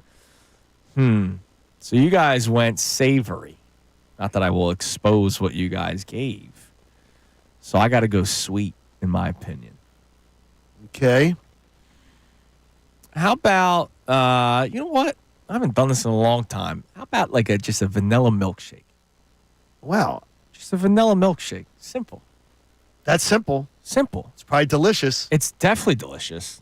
I'll just give you a simple vanilla milkshake. There you go. So we're going to do the key three. After the key three is when I will tell you to call. And if you have all three orders correct, you will win today's $50 Wawa gift card. But it is time now for the Kincade and Salciunas key three, brought to us by Von C. Brewing Company. Now, the Kincade and Salciunas key three. Today's best. Earlier this week, it got to the point where instead of breaking down Jalen Hurts' play, in which he was spectacular on Sunday against the Pittsburgh Steelers, he breaks down how he looks and acts at his press conference after the game. Now, full disclosure, Monday morning when we did the show, we did take a few minutes to rip both Jalen and A.J. Brown for doing the whole, is that what you wanted to see? Yeah. We did that to try to tell you guys to shut up. And it's like, come on, you guys started this. No, like, we didn't do it. Can we not do this? How about stop running your mouths? Yeah, you guys. There's nothing to talk about. You guys started this, so we don't have to do that. But that was like a 2-minute conversation that we had. And to the victor goes the spoils. Have a little fun. Right, exactly. And if you remember, I think Jalen is a top 10 quarterback. I think he's back half of a top 10 quarterback. We both said around 8. I believe that the winning streak was because they started going with the run-first offense, but Jalen was still playing spectacular game manager quarterback. I did not want him to drop back 30 times. I did not think that was the strength of the football team. I was shown on Sunday that they can still do that they can win a game where Jalen Hurts is dropping back 30 times and utilizing his weapons in A.J. Brown, Devontae Smith. So I was proven wrong, and you know what? I talked about it, admitted it. And you were glad to be proven wrong. Glad to be proven wrong because this benefits the Eagles. It shows that the Eagles are more than just a one-trick pony when it comes to this offense. There were things that I thought Jalen was being disrespected. I promise you Jordan Love was ahead of Jalen Hurts. Love was ahead of a lot of these lists. I mean, come on. Jordan Love. He's played the Eagles, lost. Minnesota, lost. Detroit twice, lost. Jordan Love when Jordan Love wins a big game, when he does something, like I'll wake up and I'll talk about it. It's not Jordan Love, way too hyped, way too early, and I blame Ray Dunn because of the influence he has. Big part of it, yeah. But I promise you, and we'll remember it in the summer, Jalen Hurts may hoist the Lombardi, and next summer there will be some hot take artist. Oh my God, yeah. That says, is Jalen Hurts the second best quarterback in his division? Because Jaden Daniels, he's had an incredible rookie year. He's been doing a really, really good job. Remember, we looked at the odds for season awards. It's not even close. He's going to win Rookie of the Year. Jaden Daniels is fantastic. He's been incredible. Yeah, he has been. But I believe there will be people that no matter what Jalen Hurts does, that will somehow manage to spin it. That, though, I think the Commanders have the better quarterback because of the upside. So I think it's really interesting. I'm not completely standing behind what Brian Robinson said, but I think Washington can win. And I don't know that I would expect them to, but I think they can. And a lot of the talk down here has been, and I think it's just excitement for the season and double-digit wins, which is rare. Down here, they haven't won 10 games in 12 years. That's amazing. It's rare. Yeah. It is amazing. It's been rare that they've had seasons like this. And so I think some people are so kind of caught up in just oh my God, they're going to get into the playoffs. Oh my God, they're going to have 10, 11 wins. A lot of their games are really exciting. I think they're just kind of, they keep saying things. I keep hearing things like, well, if they just win one of the next 3 or definitively 2 of the next 3, then this game this weekend doesn't matter. And they easily could because they get the Falcons and the Cowboys to end the season. It's very possible that they could win one or both of those. Jared Goff is now, wow, look at the resurgence in his career. Let's not act like Jared Goff doesn't have probably the exact same level offensive line as the Eagles do. Has 2 running backs, now only 1 because of Montgomery's injury. Has 2 running backs to hand the ball off to. And has also incredible wide receivers. Not as good. Amon-Ra and Jameson Williams is not the duo that Brown and Smith are, but they're still pretty damn good. And Sam Laporta is better at this point of his career than Dallas Goedert. All right, that is the Kincade and Salciunas Key 3 best minutes from today's show. Great job by Brandon Dutz putting that one together. Brendan Gunn is producing the show today. We got too many Brandons and Brendans and everything. Do. I have to confirm Brandon or Brendan with all. And we got Brendan Petrelli. It's unbelievable. It's unbelievable. But the Key 3 brought to us by Von C. Brewing Company in Norristown. Check out their Key 3, the OG Pills, which is the legendary Philly lager. They've had this recipe since the 1860s. Well, in 2023, they got a gold medal in the World Beer Cup for the best American Pilsner. The Walking on Clouds, which is the Von C's flagship hazy IPA. And Johnny, it's the time I always best wait. of Pennsylvania winner. Favorite time of the day for me. It's the Vienna Lager. Has nothing to do with the show almost being over. It's this. All the German ingredients are in it. Go to VonCbrewing.com or go visit them in Norristown. And when you go into Norristown, they love it when you speak like a German. Yes, they sure do love it. You tell them German Johnny sent you. All right, call 215-263-0975 if you have all 3 orders of the Kincade and Salciunas Happy Wawa Days order for today. The winner, the first caller on the contest line, 215-263-0975, will win our 4th $50 Wawa gift card that we've been giving away this week. We have one more to give away tomorrow on what will be a football Friday leading up to a good game between the Eagles and Commanders that we just haven't talked much about because we're looking big picture. It's a good matchup. Oh, it is, yeah. And it is a game that I will tell you right now I believe is very much a game that is in jeopardy. Okay. I don't believe this is going to be some pushover game, but I've seen this team dominate better teams than the Well, we need the Eagles to lose because we don't want to. It's so hard to win 3 times against the same team in the season, John. Better stop that nonsense right now. That's what I'm always told. Oh, I know. I'm always told that the statistics are incorrect. Don't listen to those people. I'm always told that the 16-9 record is incorrect. It's not real. It's unbelievable. I mean, come on. Hey, I want to remind you to be, especially in this holiday season, your generosity to the American Association for Cancer Research is greatly appreciated. Thanks to FT Young Heating and Air Conditioning for doing it, too. The American Association for Cancer Research, 975thefanatic.com/AACR. All right, everybody, have a great rest of your day. Johnny, enjoy yourself. Yes, happy birthday, Liv Kincade, and to Andrew Salciunas. Thank you. I appreciate it. She's 21. It's going to be fun. That's the fun one. Yeah, exactly. So have fun. A little tonight. melting pot. Look, I've been there. It's amazing. So enjoy yourself tonight. I'm going to probably eat like chicken nuggets or something. Everybody have a great rest of your day. We'll be back at it tomorrow morning. The Mike Missanelli Show with Bill Colarulo and Ray Dunn coming your way next. Kincade and